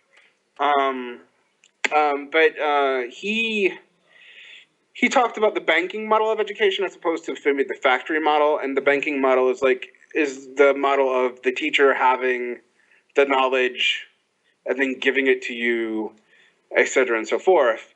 But he also points out that in Latin America that schools were basically operated, at least in the secondary level, as for-profit institutions. So you don't have rights to them. You only have the minimum rights as set by the UN, which they've all agreed to, and they stop there. And even in Mexico, I've been in schools here that barely have electricity. And there's also schools here that are nicer than anything you see in the United States. I happen to work at one. Some of our facilities are amazing. It's private, but still. But in terms of historical development, where does this different. really start? I think it has to do with the fact that this is going to sound horrible, maybe in a way, but I think it has to do with the fact that there was no real relationship to the Protestant universalization of education. Yeah, this is really adding to our already Eurocentric point of view. Yeah, but I mean, this wasn't from the indigenous people's perspective. This was the fact that the Catholic Church was established itself so thoroughly here and is still, in a lot of ways, the primary provider of education. So its education models are older. Right. So yeah. So you're going from. So in terms of, we have the colonization, we have the Catholic model of education through missionaries and so on and so forth, and then you have liberation, right? Liberation.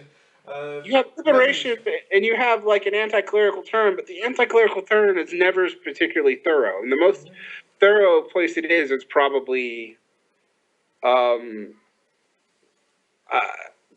Mexico. Sure. Because the Mexican Revolution also had, at the end of the Mexican Revolution began the Cristero War, and so the Catholic Church was particularly weakened. Right. But it's still, I still think, if I drive around the city I live in, Torreon, and look at the colegios, the various schools here, there's almost no public schools. There's 2, and they're kind of abysmal. You don't want to go to them. Right. So you have these various price points of private schools. Sure. Some of them are subsidized by the government, some of them aren't, but most of them are Catholic. Right. And also, credentialization is very different in Latin America. So, for example, I can be a doctor in Latin America by going to medical school straight out of high school. I can be a psychologist in Latin America by getting my BA in psychology. I can be an engineer by getting my BA in engineering. And so, Americans here, it's oh my God, they have, that's so low. But it's not, it's just, the levels of credentialization are lower. Right. Yeah, it's educational deflation. Yes, and it's actually sort of still kind of based off of you get the feeling like it's sort of the capitalist modernization of an apprenticeship model. Right. So there is a hangover from Catholicism, but what I'm more asking you is from Bolivar and Marty onwards to how does it develop away from what do you call? Well, the state governments are never really strong enough to, for various reasons. I mean, both Spain and the United States have interest in making sure that these liberated governments don't really develop strong centralized states. Right. So essentially, this is partly why there is no anti-clerical turn, and the institutions that were there stay there. Yeah, that's partly why. I mean, also, for example, in a lot of Latin America, and this is in some ways, a defense of Catholicism in a way because of its medieval, anti-capitalist baggage. that it actually does form a slightly progressive function in that it does actually provide the poor with food and other things, which Which is helpful. which was pretty helpful, and no one else is really doing it. I mean, and these are states with very progressive constitutions and laws, but the states, a lot of the states in Latin America, I'm going to get in trouble for saying this, but they do not have the power to actually enforce their own laws or given the promises in their own constitutions. And this is even some of the relatively rich ones. Right. I mean, Mexico and Brazil have severe issues with this. So, and it's, you know, living in Mexico, I haven't lived there for that long, but you see it. And you go into a public school, and then, like I said, it barely has electricity. Right. I mean, and you go into a private school, and they're just as nice as the nicest schools in the United States. And the Catholic schools sort of function as an intermediary. Right. And so they maintain a lot of cultural power.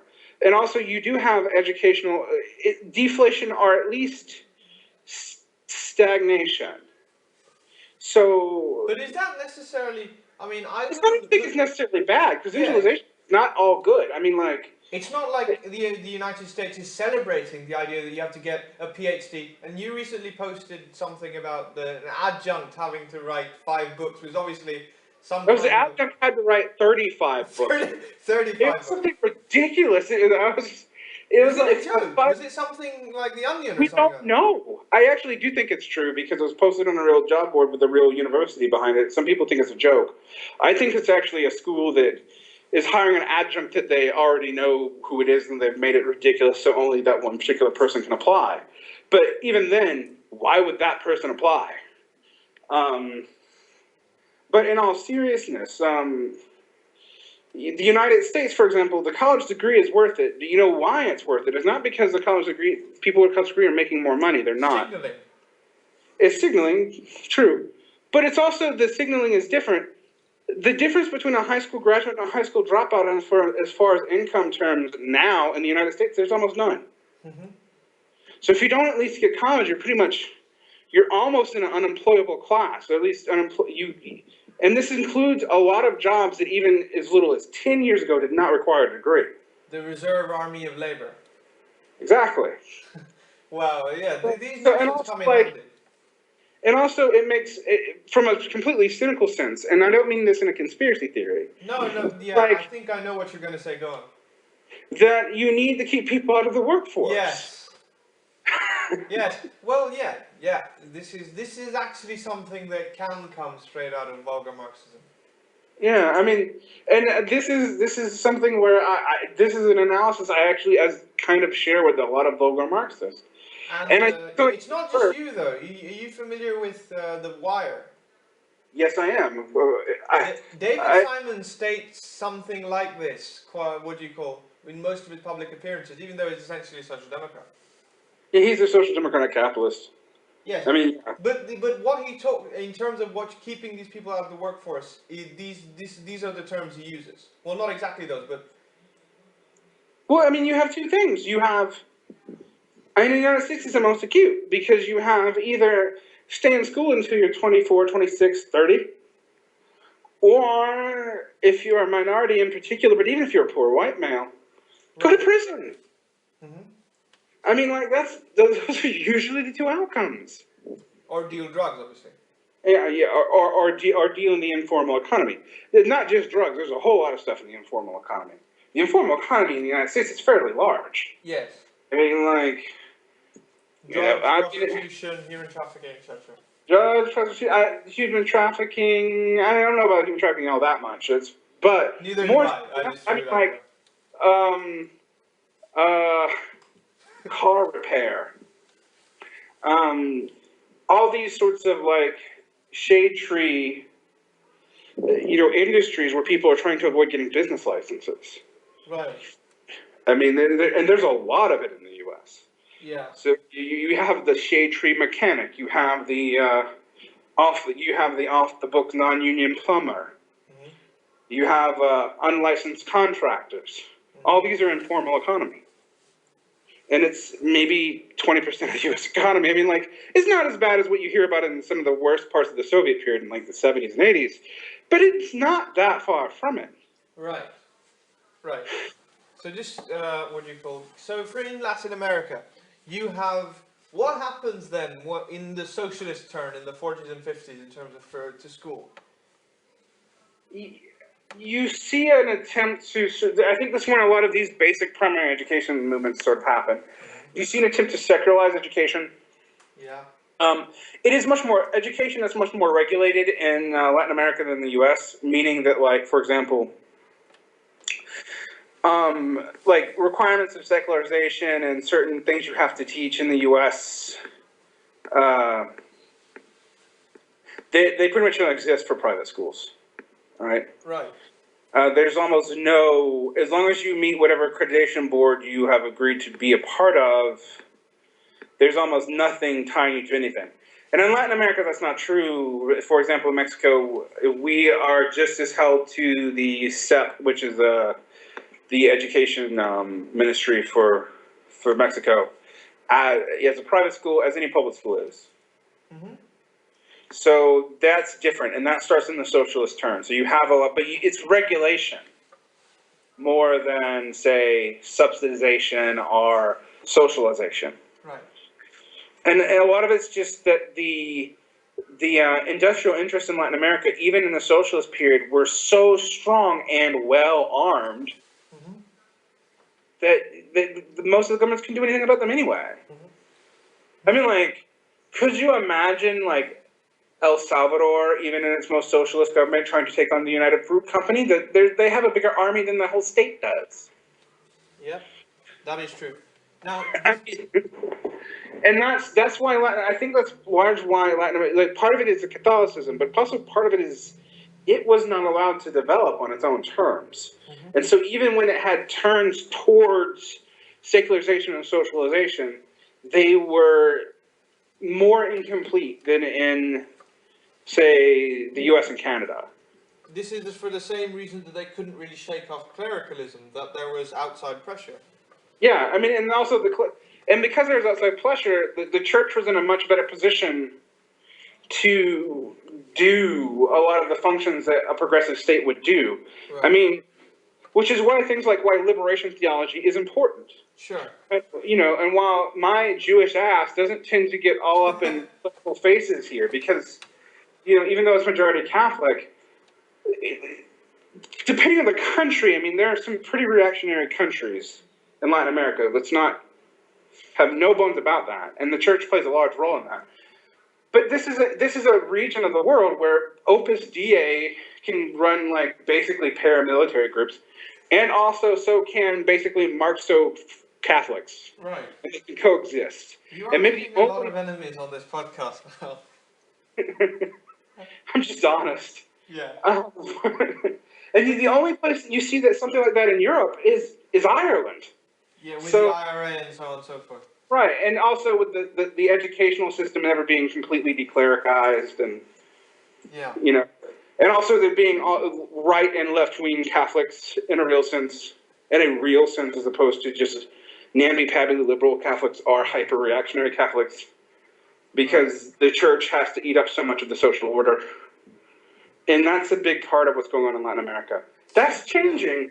That's changing very quickly, very quickly here. To be fair, I think Opus Dei would have turned off a long time ago. But true. Yeah. But I mean, I think what you see in Latin America right now is the U.S. is in no position to hold its thumb over it anymore. Right. It still has outsized influence. People get a little bit too optimistic on this whole pink wave crap. And I'm going to call it crap because I don't really buy it. But I'm sorry, I'm not really familiar with the pink wave. Well, it's all those center-left governments that come into being after Chavez that, you know.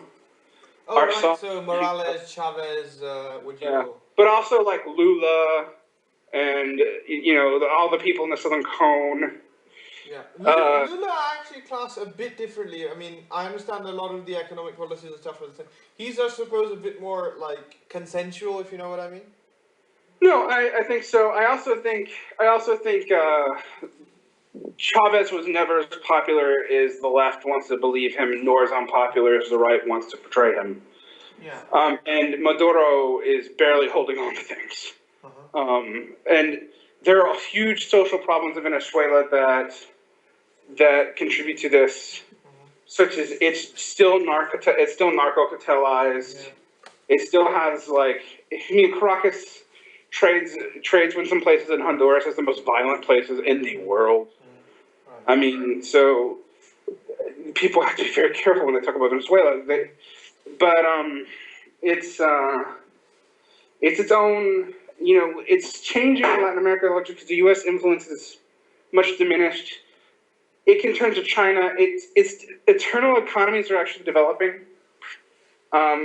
There's a middle class developing in Mexico. It doesn't look like the U.S. middle class, but it does exist. And you see the same thing in Brazil. You see the same thing in Argentina and Chile. And so I think you'll see educational movements here that have mattered. Plus, there's a lot of really interesting progressive education coming out of Latin America. This kind of started in the 80s, but now places kind of have the money to sort of actually do it. People are beginning to be able to invest in education in a real sense. But like I said, it's like the United States. It's still very, very uneven. And the inequality here is more extreme than it was in the United States, believe it or not. And so I think the school systems reflect that extremity even more than in the U.S. Because, at least most of the schools in the U.S. have power. Right. Of course. Yeah. You're not teaching a palapa with just a chalkboard in the middle of the Yucatan. I mean, it's very different. So, there's a lot going on though, and I think if I was to say my big weakness is, I understand education very much. We haven't talked about that as much here. We've been very Eurocentric today, but this is, I guess, the real criticism we can have with this conversation. But I think if we want to study where things are going to we're going to see the most change, it will probably be in Latin America and maybe Southeast Asia, because they have a different social milieu. They're developing economically rapidly, and they're not tied to the same educational traditions as North American public education or East Asian public education, which has a Confucian sort of cultural basis. Yeah. So so just to sort of again, what you orient us chronologically, we're sort of at the 40s. So going back to North America, from World War II onwards, we talked about the GI Bill. Could you just set the scene educationally? Well, the GI Bill led to this. GI Bill and the Cold War together led to this massive investment in public education, both secondary and university. There seems to be a little ideological shift in terms of it still seems to be a bit of Dewey, great books, further development of essentially the same model. It's basically the same old factory model with some Dewey and some great books thrown in that you already saw at the beginning of the 20th century. But now we have money. Yeah, so it becomes mass. Yeah, and it's truly mass. And you also see the desegregation of the school systems, but it's really incomplete and only in certain regions. It was only in places where there was legal segregation instead of just de facto segregation that were segregated. So, and it doesn't really work. I mean, for example, and I don't know how anyone deals with this, but like in the South, a lot of the black students' fates actually got worse after desegregation because they were subject to white authority structures that were hostile to them from moment one. So educational outcomes don't change much until the 1980s, and then they really do change. But it's just not. It's kind of glacial. Right. But it's the same model of both teacher and student, which is the Dewey era. Same model. It's just everything's got more money, so everything becomes more mass, and you do have the push, the declining emphasis on practical education. So in the United States, a lot like Latin America, most people really weren't required to go to school till about 6th grade. Then they could apprentice or go to trade school, And you still see this in Latin America, but not in the United States. We pushed the mandatory attendance age up and up and up. Some states it's as high as 18. And at the same token, you saw with the expansion of money in the universities, the universities actually started needing more students to maintain the largesse as government funding decreased. Which increased the idea of the universities as being rather. That's when you start seeing the university as practical training ground. So you're thinking here, the example that comes to mind is places like Carnegie Tech. Right. Which becomes Carnegie Mellon. Exactly. Exactly. You also see like a lot. You see in the 70s and 80s, you see a lot of the regional trade schools and 2-year colleges be made into universities. Right. This all starts to happen as the money from the Cold War sort of ends. So here, I mean, you already see a kind of divergence, which is kind of a side note here, between the classical, almost aristocratic privileged universities, the Harvards, the Yales, and the trade schools. Right. And you see them sort of collapse into one system too. Right. So while there's a bigger divergence, and that divergence is so large now, where like a lot of like any university education is better than no university education. But the only universities where you show significant advantage to have graduated from those universities are like the Ivy League. Right. What I mean, as opposed to other universities, the tier rating of all the other universities beneath that are pretty much irrelevant. Well, the Ivy League expanded to Stanford, MIT, etc., etc. Right. Right. So what? No, I mean, I'm kind of going off 20s, 30s as well when I talk about the divergence. More of the 40s because then as you said already, they've been standardized. But before that, you had, the idea, the name Carnegie Tech, and then there's other tech schools and so on. There's a real sense of difference.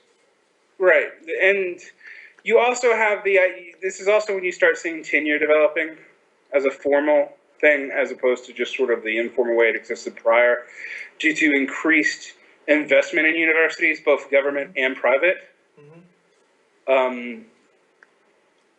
This is when you see a lot of the humanities departments ballooning, partly because there's students in them, but also partly because there's just money for them. But this is also when you see the university, the university professional academia in a true sense. Yeah, but the university professional schools start developing. So there's already been medical school and law school, but you start seeing like teachers college and other specialized things, instead of existing as sort of apprenticeships, are as like they're trade mainstreamed into this institution which is experiencing massive growth. Right. And they're also like you start seeing, instead of those specializations existing outside the institution, are, for example, a teacher would be expected to have a generalist education. You start seeing specializations in, say, education itself, and those are all internal to the university. So you have and you also see the development of business departments, which prior to that just don't exist. This is still kind of Dewey, accompanied by some sort of business management consultant thinking. Well, to me, it's proof that Deweyism, even though it saw itself as sort of radical, really wasn't. Because it was so amenable to sort of capitalist credentialization. And you saw the development of, like I said, the business departments as opposed to the economic departments. You see the development of marketing as opposed to just psychology. You start seeing increasing specializations, not just in the sciences, but in everything. And you start seeing it earlier and earlier. So you wouldn't be expected to specialize as a general academic, until graduate school or higher, right? And before the 1950s. Well, you might have a major, but you're not like subfield specializing. Right. And that's just not the case now. I mean, U.S. schools, you will declare both a major and then a specialization within the major, and so on and so forth, because this is so much gets so tied to employment. Right. So now this is when the universities as we understand them today really develop in the United States. It's also when you start seeing tracking in a massive level. So you start seeing not just grading and sorting by grades, both grades as in grade levels and grades as in grades of achievement, right. But you also start seeing things like vocational track education versus academic track. So instead of sending someone home to an apprenticeship, that's now sort of subsumed into the school itself. And you have a choice. And then those vocational tracks get more and more specialized. So in the 80s, you see like in the United States, and this is actually undone now, but you begin to see things like business education in high school. So you get a vocational seal in business and a diploma. But in the 1990s, this is all undone, and you see there's a couple of laws that are passed. Right. So you're saying that you were sort of talking about the institutionalization of universities in the sense that they develop into organizations in the business sense.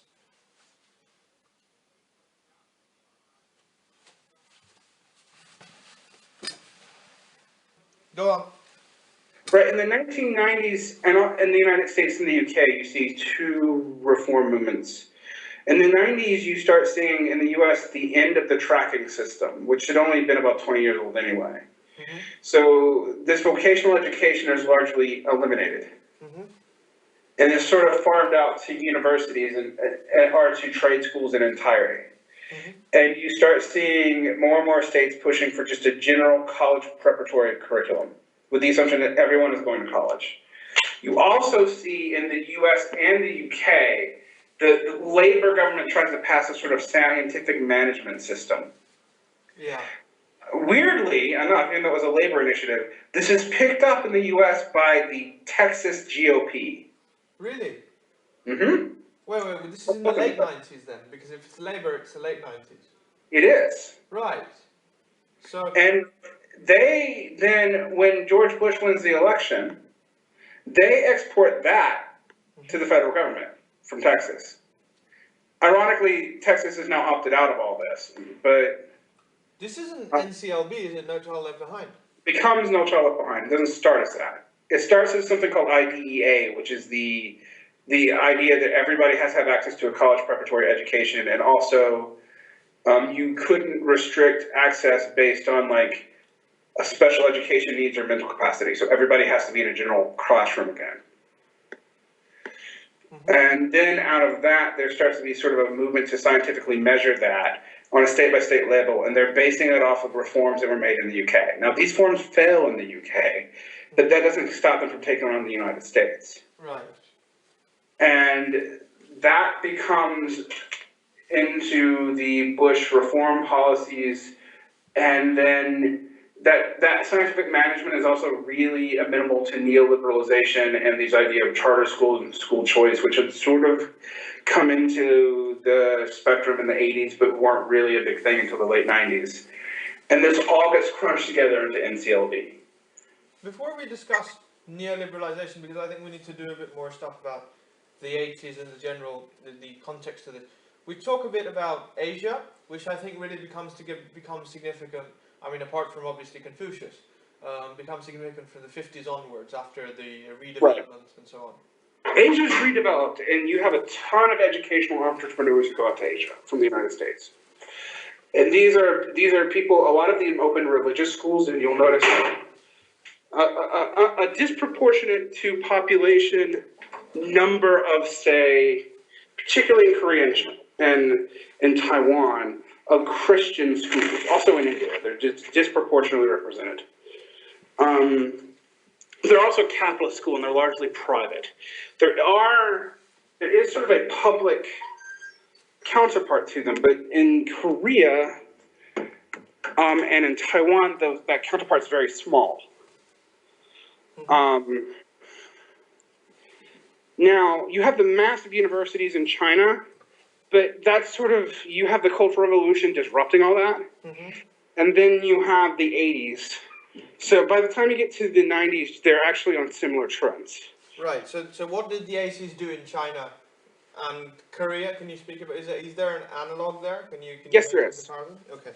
So in the 80s and in the 90s in China and Korea, you have the development of what's called the Buxiban in Chinese or Hagwon system, which are these supplementary schools. Mm-hmm.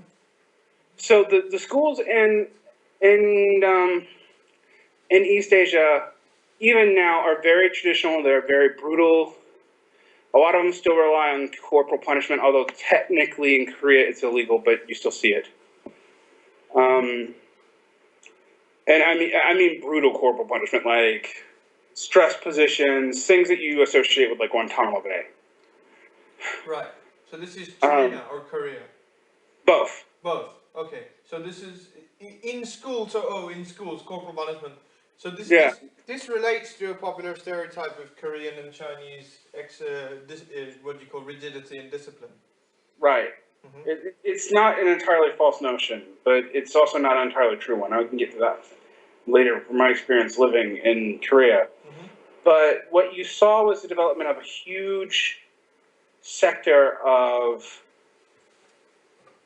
private universities, and educational competition and credentialization was, as a way of these large corporations sorting you, became very important. And this is more Japan, Korea, and Taiwan than China. Right.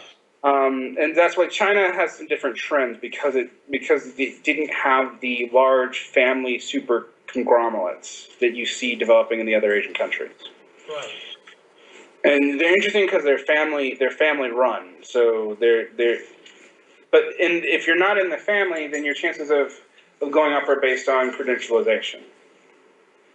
So there's been a credentialization like arms race, essentially, in the 70s, 80s, and 90s. Furthermore, since most of these schools were private, they also were not set up with huge endowments. Right. So they benefited from a testing system that was particularly brutal. So these really high stakes tests you would take at the end of high school. Now, in Korea, for example, you really can't fail a grade until you fail that test, and then you just basically fail at life. Like, you are going to graduate no matter what, but you graduating doesn't matter. You have to do really good on this final test. So it goes from very low stakes to very high stakes, even though it's an incredibly disciplinary system. This is from a provincialist system. Right. Mm-hmm. And you increasingly see these supplements to education going on. And this is never talked about when you hear Asian education talked about in the United States. Mm-hmm. But basically, school lasts in most of these countries from about 8 in the morning to about 10 at night. But public school only lasts to about 2 o'clock in the afternoon. Mm-hmm. After that, you pay up to $4,000 or $5,000 a month, usually around $1,000 a month for a middle-class family, to send your schools to these private schools that teach you English, math, Chinese, etc., and supplement the public schools. Right. So unless when you're talking about high achievement, you have to talk about implicitly setting up a US version of the cram school. Otherwise, you're being disingenuous. Right. Mm-hmm. And the other thing that is never talked about is even though Korea and Japan, Korea in particular, Korea is where this is the most acute. But Korea and Japan do really well on PISA tests. They do not do very well in university rankings. Mm-hmm. Not for the number of universities they have and the cost of them. Because Korea in particular, the cost of the university in Korea is the second highest in the world, second only to the United States. Mm-hmm. And they don't really have the college loan system that the U.S. has, which creates all kinds of weird distortions, so we can get to that later. But so parents have to take out private loans for them. Right. And it's hugely problematic. But also, like, the schools they produce some impressive engineering feats sometimes. But a lot of the schools that aren't public, and those like 4 or 5 schools that are super public, they don't really have a whole lot of standards because they need every last ounce of money because they don't really have an endowment either. So they have to have tons of cash flow coming through. And all of East Asia is having a demographic crisis simultaneously to this. Mm-hmm. So you actually see the educational standards sort of depleting there at the higher level while they're raising on these tests at the secondary level. And there's a big, like, disconfluence there. And so this is not discussed outside of Asia. It's super discussed inside of Asia. If you talk to your average Korean or Japanese student about Americans wanting to model education, they will laugh at you. They're worried about it. But do they see this as a problem, or do they see this as a natural? They do now. There's been massive protests in Seoul over this. Yeah. But they don't stop it, because if you don't do it, you are comparative advantage, so to speak. Right, you're at such a comparative disadvantage, that you wouldn't even risk it as a form of protest. Right. There are two sort of Asian education systems that sort of buck this trend. All right, and there's an interesting report I read about happiness levels in education success. And so the least happy students in the world are where do you think? Korea. Exactly. Or Taiwan or Singapore. No, believe it or not, Singapore's happy. Well, yeah. Well, Singapore gets cited for so many things, but it is really sort of a not even really a quasi-authoritarian city-state. Yeah, it's an authoritarian city-state. It is not a model just as much as you might say, I don't know, Luxembourg or whatever. No, it is not a model. And the other thing about it is that it basically, as an authoritarian city-state, stopped the development of buxy bonds. It just said, no, this will not happen here. Yeah. Also, the buxy bonds have this weird tie to both missionaries and English language teachers, sort of a cottage industry, and Singapore just didn't allow it. They said that all the foreign English language teachers would be hired by the Federal Education Agency, just like everybody else. Now that we've got East Asia kind of up to speed, I'm not sure how familiar you are with India, but I'm, what do you call, I've been raised in that milieu. It's quite similar in the sense that cram school doesn't really exist, but there's a centralized exam with a massive emphasis on engineering subjects. Right, I know that. I also know that it has like a disproportionate parochial school bias, I've been told, for a lot of the quote-unquote better performing schools. Right. Are you talking about the secondary level or the university level? The secondary level, not university level. The secondary level. No, there's certainly, this goes back to the notion, the well-known notion, Indian notion of caste, right? There's the caste divide and the class divide, but I don't think it doesn't manifest itself in a different way to the cleavages you see in Western countries and you see in Latin American countries and so on. It is a cleavage and a system of hierarchy which shows itself up in the school in a fairly, what you might call, a predictable way, right? Right. It seems like it's sort of from my vantage points, it seems like it's sort of a mixture of the East Asian and the Latin American issues. They're both sort of play there. The university models themselves specifically on the British model, as many colleges. Right. Well, that makes perfect sense, being it's a former colony. Right. I mean, and I've noticed also international schools there tend to be based on the British model as much as the IB model or the American model. But anyway. Yeah, A-levels, GCSEs, etc. Although the IB is gaining ground fast. Yes. Which, that could be its own thing. You are in an international school. I teach at an international school. That's its own weird subculture. We can talk about it another day. But I mean, we could sort of in India, I have this hypothesis. It's the development of engineering in both India and East Asia is sort of a factor of the road to development they've taken in terms of manufacturing and so on, right? It's the same as in the Soviet Union. I think they have a very post-Soviet idea of heavy engineering and all that. That seems to be like, let's engineer our way to modernity, even if we're training a bunch of not superior engineers, just a bunch of just decent ones. We have the population size and whatever, that won't matter. And they're not entirely wrong. I mean, but it is interesting that hasn't led to, for example, like India being able to compete with East Asia on like technological developments. Yeah. I have no idea why. Other than sort of to some extent in Silicon Valley and in the United States, I don't think we really do compete with East Asia. like you might compete on like a software slash service model, but you're not going to compete on hardware development. And I don't know why.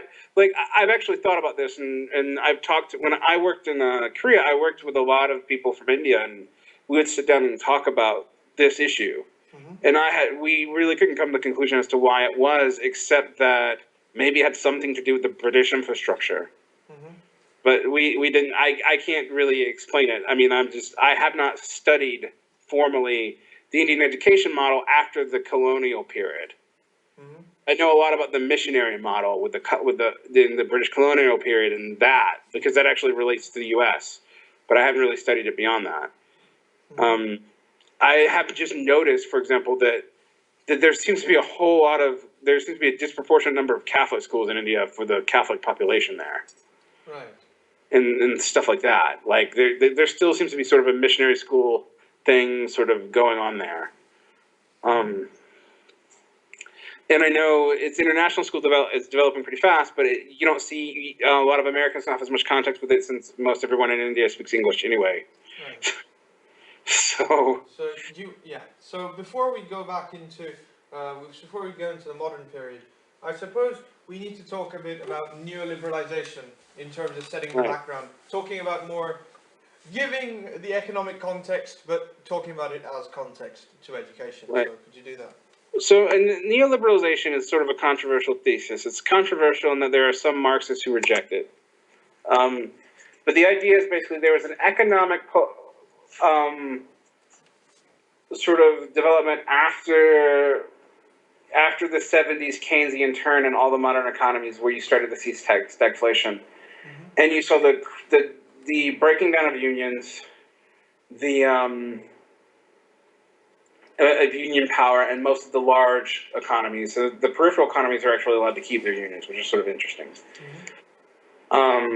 You see the outsourcing of governmental functions. You even see it in the military, increased use of what amounts to mercenaries or contractors. And that's not just true for the United States, although the United States is where it is the most acute. You see the dismantling of a lot of the welfare state, or at least making a lot of the welfare state contingent, and you even see that a little bit in the Nordic social democracies. For example, like they start requiring you to look for from a very high base. Yeah, I mean it's still like from a North American standpoint incredibly generous, or you might say functional, but it's still very different. You know what I mean? Like it is not as, it doesn't have quite as much largesse as it used to. And also there are just things that people don't understand about the Nordic model, but that's neither here nor there. Yeah, but you're talking about the homogenization and the population issues and so on and so forth. Yeah, and also like the difference in unionization, the fact that the Nordic model actually doesn't regulate that much. It just culture. Yeah, there's a lot of culture issues, isn't there? Well, there's also just like there's a lot of structure. In terms of the culture substitutes for regulation. Right. There's a lot of there's just shaming involved, / union force, / but they have in some ways less regulated economies in the United States. But anyway, the issues here are quite different. So the neoliberalization sort of develops, and its effect on schooling is almost immediate. So particularly after 1989, the government just doesn't see the point in investing so much money in competitive science. Right. And what a lot of people didn't realize is a lot of the budgets for even the humanities departments and the arts and all that were sort of predicated on these massive science budgets. And not just for war. I mean, things like the space program and stuff start being killed. You just don't see the purpose of it anymore. You get in sort of an eliminationist turn. And to save money, or just to save money. I mean, it's mostly to save money. Austerity.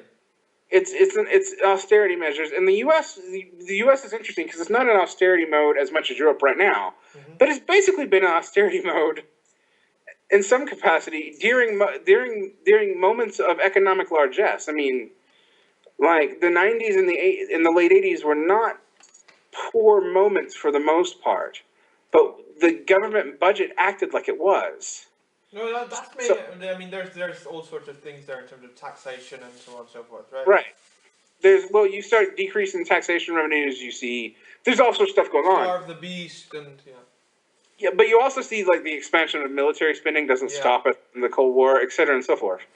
But you start seeing like this being more and more outsourced to corporations. So like this military development isn't happening in the universities anymore. It is now happening in corporations. You also see the development of like policy think tanks. There's always been like Pew and the Brookings Institute or whatever, but now there's like billions of them, and they also start eating away the social science functions of the university. So people just don't see the purpose in funding them in the same way anymore. So you move from universities being a quasi-public institution to them becoming essentially quasi-private. Quasi-private, but privatized should be understood in the sense that the corporation is also another planning entity which takes control. But quasi needs to be emphasized because how are they maintaining their weird? And this is one thing that libertarians are actually good on. How are these universities maintaining their cost structure? Well, they're outsourcing it to the government in a different way, but instead of getting the money from the government directly, they're getting the money. The government starts these loans in the 80s. And as soon as they do that, you start seeing other forms of private funding, scholarship stuff, they all go away. Like there is like 1/4 of the scholarship money now, and even the late 90s as there were in the early 80s for things. These are replaced by subsidized loans. These loans then, when they reform the bankruptcy laws, are made to where they are not dischargeable ever. And if you stop paying them, I mean, there are some pretty generous programs for dealing with them. But the interesting thing is the vast majority of the Americans do not know they exist. Right. So these are there are protections within the program, but no one knows about them. These are backdoor, essentially federal loans. Yeah. I mean, and you so could go so far as to call them bailouts, but that will perhaps right. And they do that for about 10 years, but then they privatize most of the federal loans. So, for example, this is an implicit decrease in funding. And so what you see is these institutions start being flush with money, but the money is from student enrollment that is loan promised.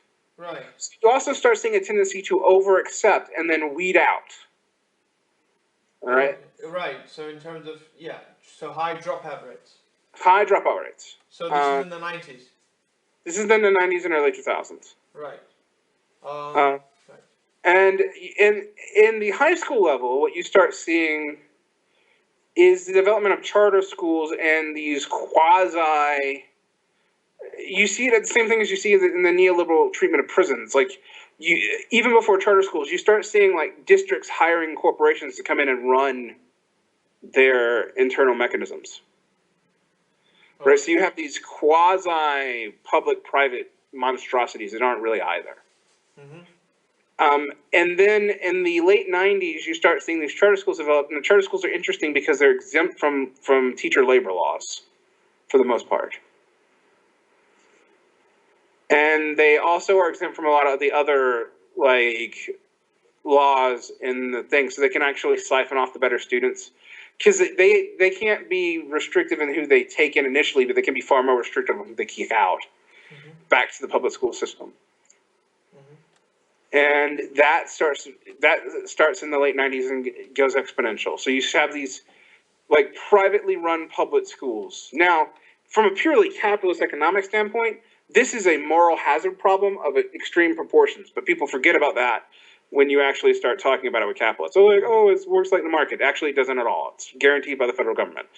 And they don't really have better results. There are a couple of charter school groups that do have good results, and it's controversial to even say they do, but the test scores are better. But you start seeing this. You also start seeing this massive school reform movement, and it has like 3 different sort of voices. One is against standardized tests. It's sort of hippy-dippy. We call it the Kenneth Robinson / TED Talk model.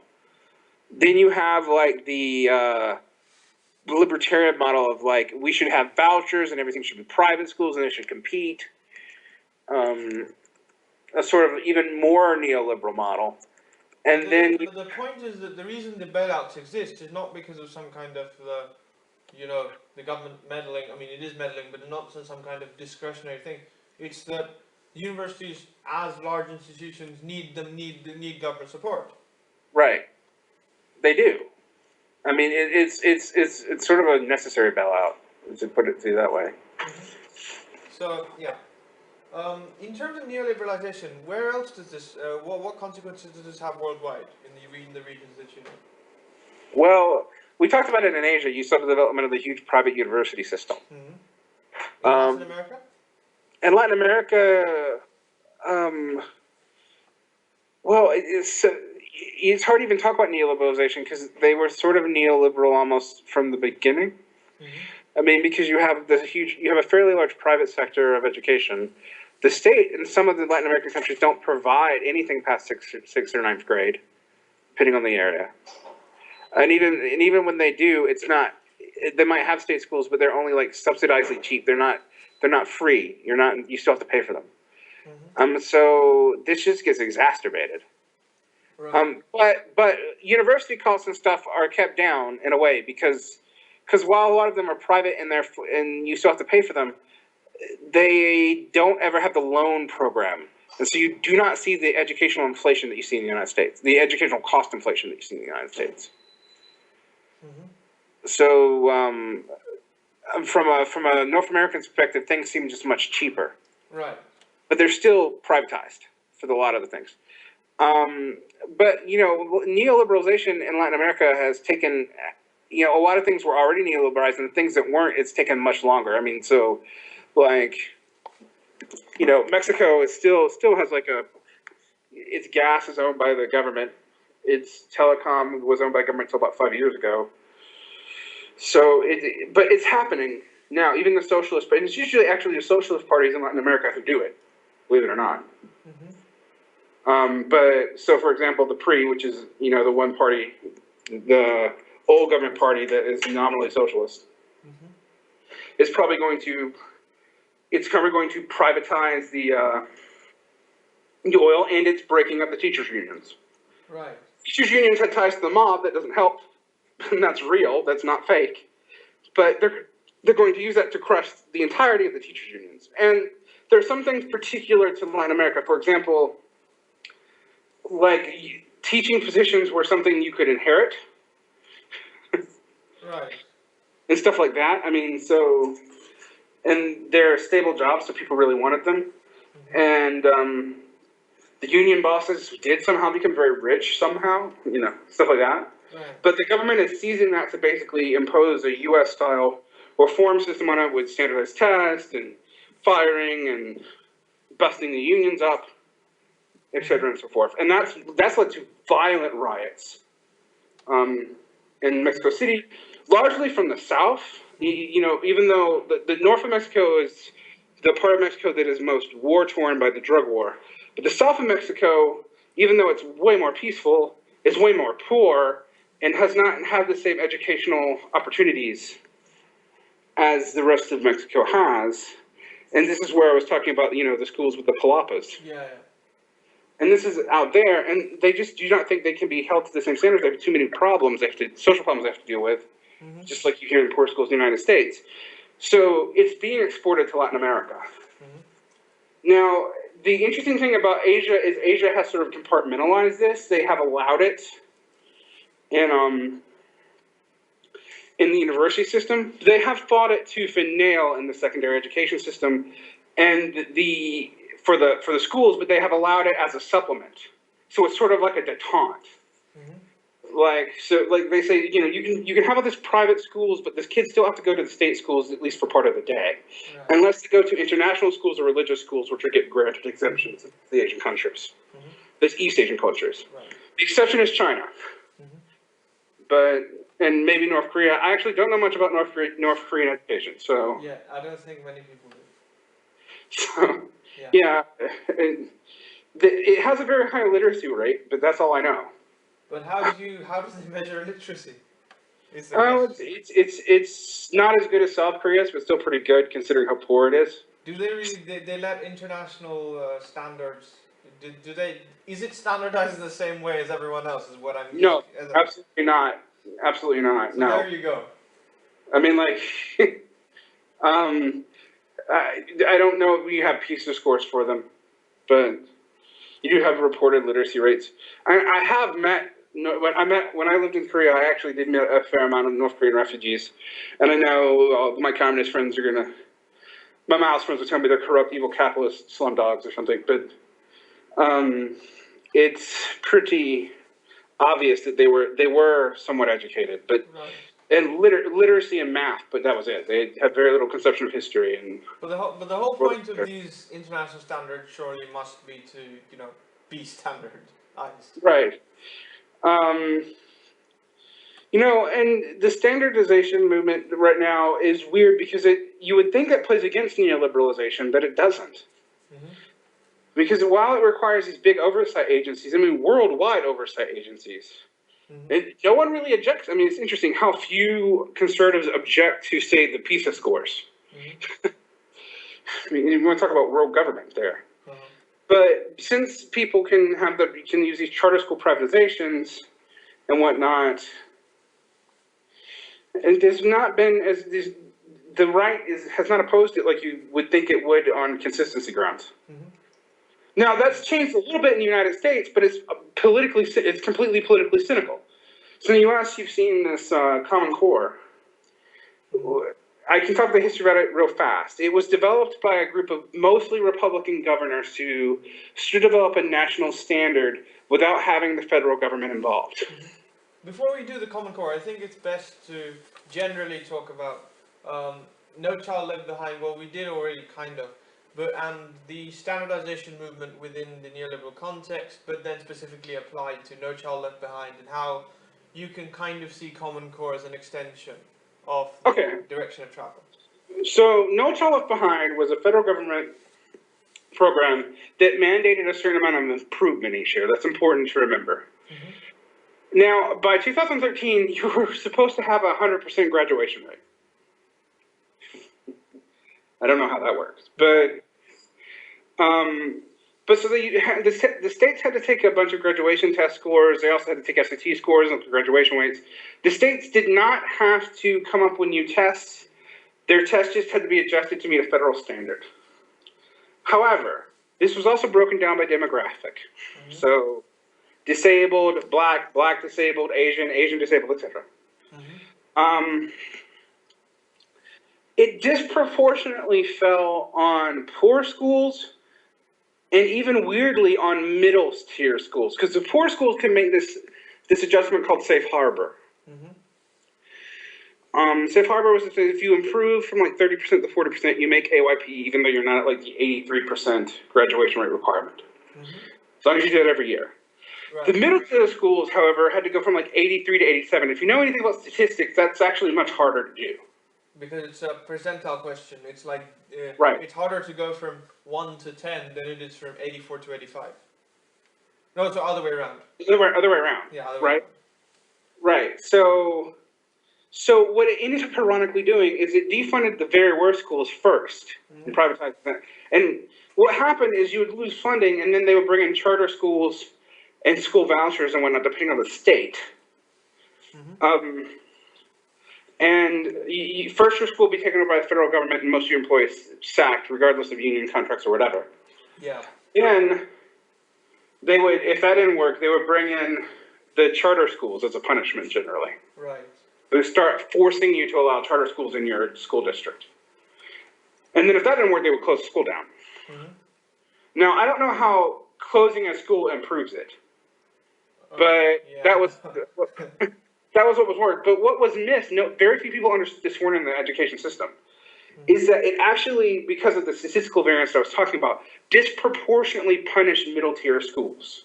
Right. So a lot of schools where the stakeholders were happy, all of a sudden start getting reports that their schools were failing. Right. Well, so it generated even more concern than already existed in the United States. So the key theme that we've been talking about here is that there's obviously standardization versus, there's not really a versus, standardization and people who are against standardization, and state versus private. So let's dig into the second one of that. So state provision versus private provision. What's really the debate here? I mean, well, private schools are not held to any of the standards that public schools are held to. Right. They're not required to keep testing records.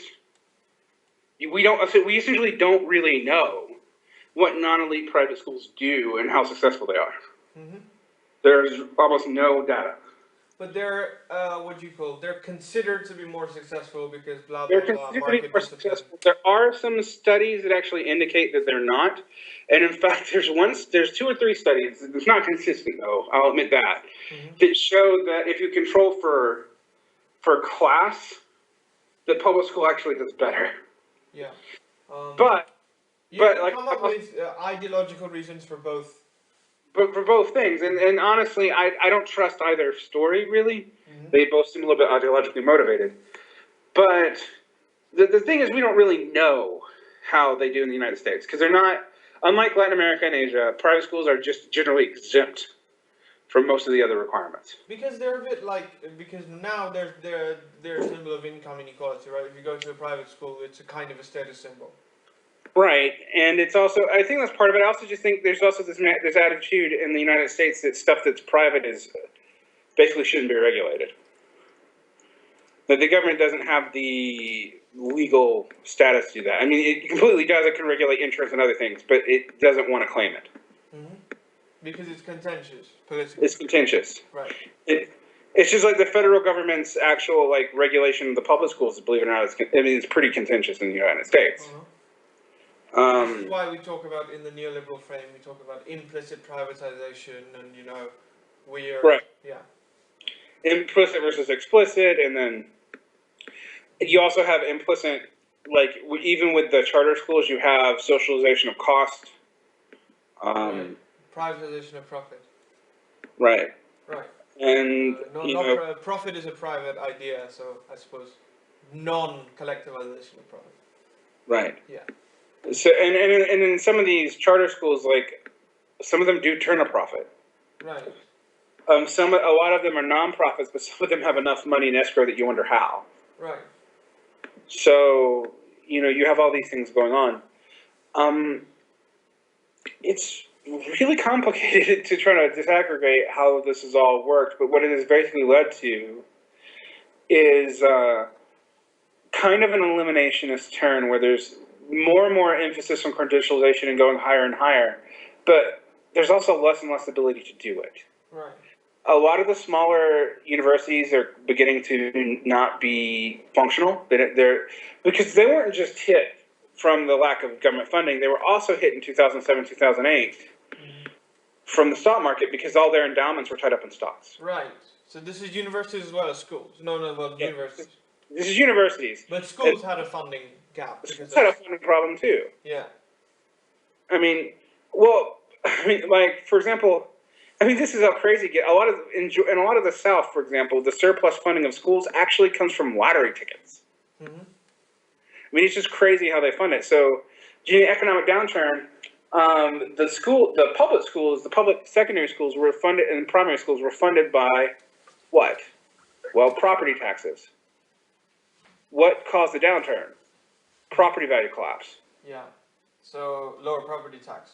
So it hit across the board. Uh-huh. So they didn't just lose all the federal money. They also lost all their own income revenues. And at the same time, the cost of education worldwide, but in the United States even more so, just keeps becoming more and more expensive, even for the public schools. This is also true of universities, tuition, inflation, and so on. Right. So the amount it used to cost to educate, and the thing is, this is not going to salaries, to teacher salaries or anything. They have gone up, but they haven't gone up in comparison to this. My idea was that there was some sucked up in administration. There's more admin than ever. One of the most ironic things about No Child Left Behind is it would require schools to buy outside consultants and admin over teachers. Right. So when you started failing, you would have to show you were making improvements. The way you would do that would be to hire additional curriculum coaches or whatever, but also hire in all these consultants. So there's a whole cottage industry developed up around it. Right. And when the year I quit teaching in the United States was a year where we hired a $100,000 a year consultant to come in and do nothing for a year, and we fired like 15. Well, we didn't fire. We laid off 15 to 20 teachers. Including you? No, I quit. Oh. Okay. I did not get laid off. I quit. Yeah. But I actually would have been laid off the next year probably. I don't know that for sure, but I'm almost certain of it. Yeah. Well. Yeah. But I actually just, I hit that point. I also, this is when I started studying the history of education from a variety of viewpoints. I actually first started studying it from a libertarian point of view. And it sort of half made sense, but some of it just struck me as wrong, and I kept studying. In terms of just critiquing state provision of education, period. In the United States, it's easy, like if you're going to get a good, even a lot of the histories of education and education reform in the United States are actually written from either a liberal point of view, Diane Ravitch, who was the NYU professor. Although she used to be a conservative. Oh yeah, really? But that's sort of the liberal point of view. Conversely, they're written from like John Taylor Gatto, who like the unschooling movement, which is this weird hybrid of like communist hippies and anarchists and hardcore right-wing libertarians. And there's obviously the one that we both know, David Blacker, who might not be listening to this. Yeah, he might eventually be listening to this. David Blacker. Oh, do you have him on Facebook or something? Okay, David Blacker. Okay. Blacker and I don't know each other in person, but we're kind of, as much as you can be in the electronic world, we're friends. Yeah. Shout out to David Blacker, the falling grace of learning. Right. Yeah. He's where I get the term eliminationist, although I don't entirely agree that elimination isn't as inevitable, but that's a different conversation. Yeah, that's the following. Anyways, before just to conclude, we're gonna probably have to end this soon because this has gone on for I guess 3 hours. You could make at least 2 episodes out of just this. Yeah.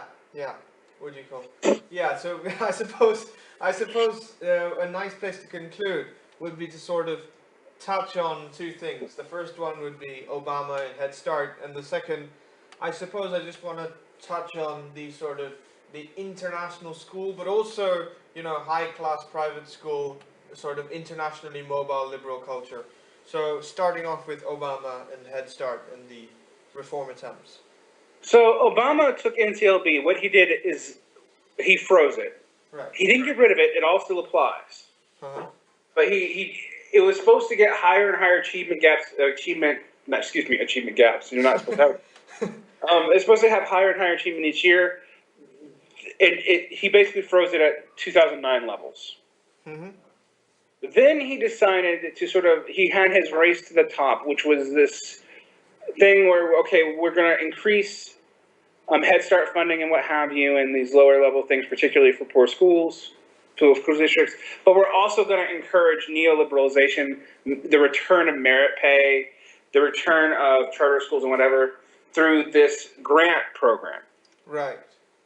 So he gave a bunch of surplus of the government stimulus money to schools for 1 year in 2008, and then to continue giving that money, you had to adopt merit pay or something.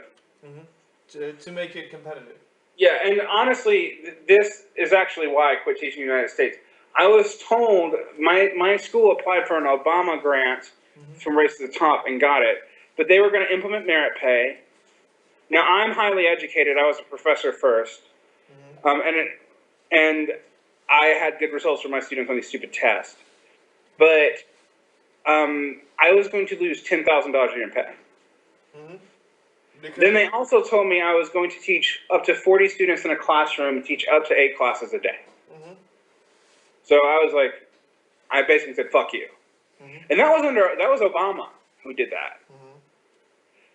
At the same time, there was this governor that I was mentioning earlier, there was this conservative governors / some liberal Democratic governors like New York and New Jersey were talking about this sort of set of standards that they could get most of the states to agree to develop, to sort of have a common United States core, but without the federal government. It would just be by agreement between the states. We'd all recognize each other's diplomas. We'd all give similar tests. And they hired a bunch of progressive educators to write this. So it was a weird thing because it was a conservative group of governors hiring a bunch of test makers, but also a bunch of like progressive educational consultants to come in and write a new curriculum that all the states would agree as a bare minimum they would do, or at least 40 states. There's about 10 states who were never interested in it. Obama hears of this and decides he's going to attach that to Race to the Top and NCLB. Right. So he doesn't make any state adopt the Common Core. Any state can adopt out, but there will be federal funding attached to doing it. And so it sort of becomes NCLB-atized. Now, what is interesting about this is that all of a sudden the conservatives start remembering that they like localism again, even though they're the people who passed NCLB, not the Democrats. And start opposing this. And many of them, like in Georgia, the state that I'm from, they start opposing this as if it was Obama core, even though it was the governor of Georgia who was one of the leading members who started founding the thing. So it's like ridiculous now. Yeah. But you can see, this is where you see eliminationism again. The conservatives are just like, well, screw this. We don't want to deal with public education at all. We want the federal to go back out of it. Right. So this is, that's Obama. So I suppose we can expand on this in the second or third or whatever section it's going to become after the edit. But anyways, to touch on our final subject, the new culture. I suppose it's new in its sort of current form. The IB and other diplomas and international schools for diplomats and so on have existed for quite a while. But certainly the confluence of neoliberalization and income inequality with the IB plus AP plus the international testing culture has created this new beast. Well, I mean, IP, for example, has been around for at least 30 years, but its real growth, I mean, it's exponentially grown in Asia. The IB being the International Baccalaureate, which is like, even though it was basically sort of like a European / Latin American sort of like, these tests will ensure that anyone here is college ready for a European school. That's what it comes out of. Yeah. But it was sort of like a compromise between the European schools, a little bit of the North American context, etc. Because there were IB schools in the United States. Right. And AP? And AP became out of like this way for the colleges to outsource some of their core. You also saw this in the United States with the early enrollment, which I did in the 90s. You don't see it as much. Right. So you would take these tests to you were one of the first AP students then? I wasn't one of the first. I was probably the second generation. We're probably now in the third or fourth generation. But AP originally was just a U.S. thing. Right. It began to be expanded with the American school movement in Latin America and East Asia. Right. So now, what's the American school movement, just if you could boil it down, sure. Okay, so the American school / IB school in East Asia, movement in East Asia was interesting. Because they had to accept, at least in Korea, at least 60% students from outside of Korea, it was exempted from these you can't compete with the public schools thing. Now, what's amazing about this, and you talk about neoliberalization, the UN, for example, is opening up in Incheon. If I leave Mexico, I might even go here and call me a hypocrite or whatever. But they have this free economic zone where Korean rules don't apply. And there's like 5 secular international schools, American, IB. A lot of the schools do all 3. They'll do American, IB, and British. They have all 3 programs. And they're just opening up like wildfire there. Because it used to be the rich would send their kids to the United States to these elite preparatory schools. That's getting too expensive. Right. And it doesn't have as much of a payoff as it used to. So there's been this sort of workaround. Schools, you mean the Exeter, Andover, Boston, not Boston, London. That sort of thing, yes. People who feed into Stanford and Brown and Yale and Princeton. Would you say that's the majority, or it's not a majority? It's the in Eton level component. Yeah. Right.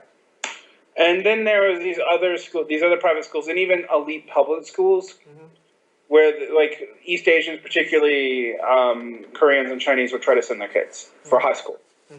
They would go to Korea for primary school. They'd try to send them over to either a public school or an elite private school in the an elite public school and elite private school in the United States. That's still what the rich do. Right. But the sort of lower tier rich have been using this middle class bureaucratic apparatus around the international school expansion. So you've seen these pop up everywhere. Right. It's still worldwide a very small community. You're saying this is a function, I suppose, of neoliberalization, but more specifically, international kind of capital mobility. Yes, it's international capital mobility around local regulations, particularly in China and Latin America. Right. Now, it started as a way to sort of have international mobility within Europe, or maybe between Europe and then Anglo-North America. But it's much expanded now. And these schools exist in a bubble outside the local community. Right. Right.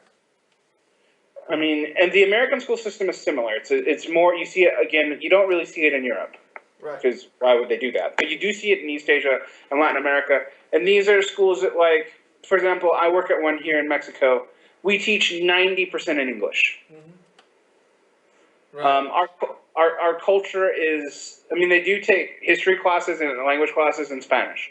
But we also take history classes in English. And we take math in English, science in English, etc. And Torreon is not 90% English. Oh no, even though Torreon's near the border, it's 6 hours south of Texas. But it's Torreon is an industrial city. Right. It's in the middle of the desert. It's ugly. The people here are wonderful. Don't get me wrong, but it's got an open slag mine. Right. I teach the children of the wealthy, be they people who work for John Deere Mexico branch or whether they work for Narcos. Right. Yeah. So yeah, let's get over that. Just finish off with what do you think? Sorry. Yeah, I'm just laughing because just thinking about I said that out loud. Yeah. Yeah. Okay. Yeah. If I get you fired. I doubt they'll hear it. Exactly. Yeah. Obscurity is both a virtue and a vice. Right. Yeah. So, yeah. Anyways, but the thing is, with international schools, I suppose in some sense they're not really an innovation in the sense that, IB and AP already are kind of taught in some form. Yeah, there are things that already sort of existed that were very it's the next form, right? It's the next form. Right, and the interesting thing about it is it sort of continues the neoliberalization, but in a much more stratified way. Like in the U.S., if you can get into an AP school, like a true AP school, a lot of schools say they are, they're not. But like a true AP school or a true IB school, there are a couple of public IB schools in the U.S. If you can get in those programs, you're in a completely different world than everybody else. I would agree with you. Now, you might be in an AP program in a public school. Those exist. Those exist in almost every public school in the United States. But there's extra economic power that comes with going to a quote-unquote AP school.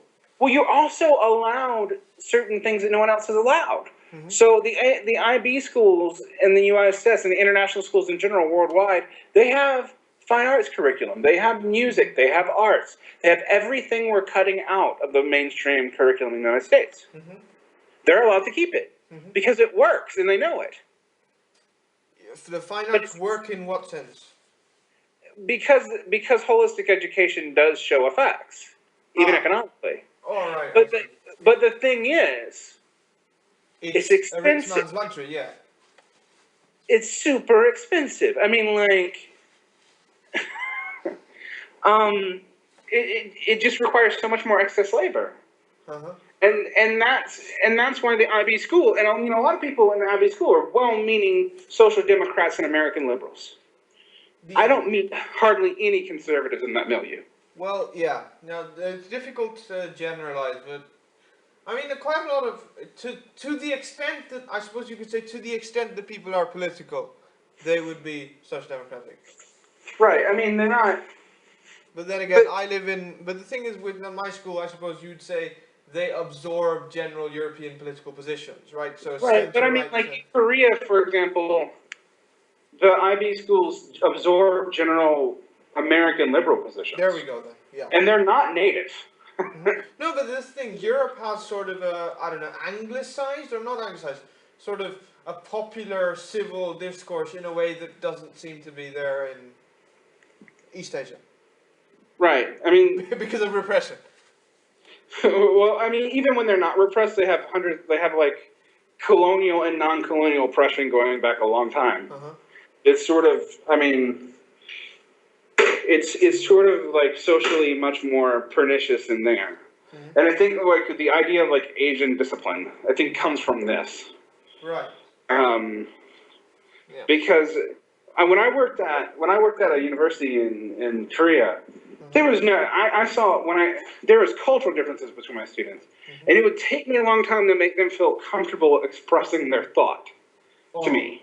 Right. It takes a very long time. They would be very self-censoring, and it came off that they were very cookie cutter, but they weren't. It just took. I had to prove to them that they could trust me, and it was a lot harder to do than, say, my experiences in North America or Latin America, where people express their opinions without you asking. Freely, yeah. And so there was a seemingly outward conformity. There was also a tendency to think in group stereotypes that was much more explicit there. I don't think it's any different than a lot of other places, but it was explicit there. But when you actually get people to be honest with you, I didn't see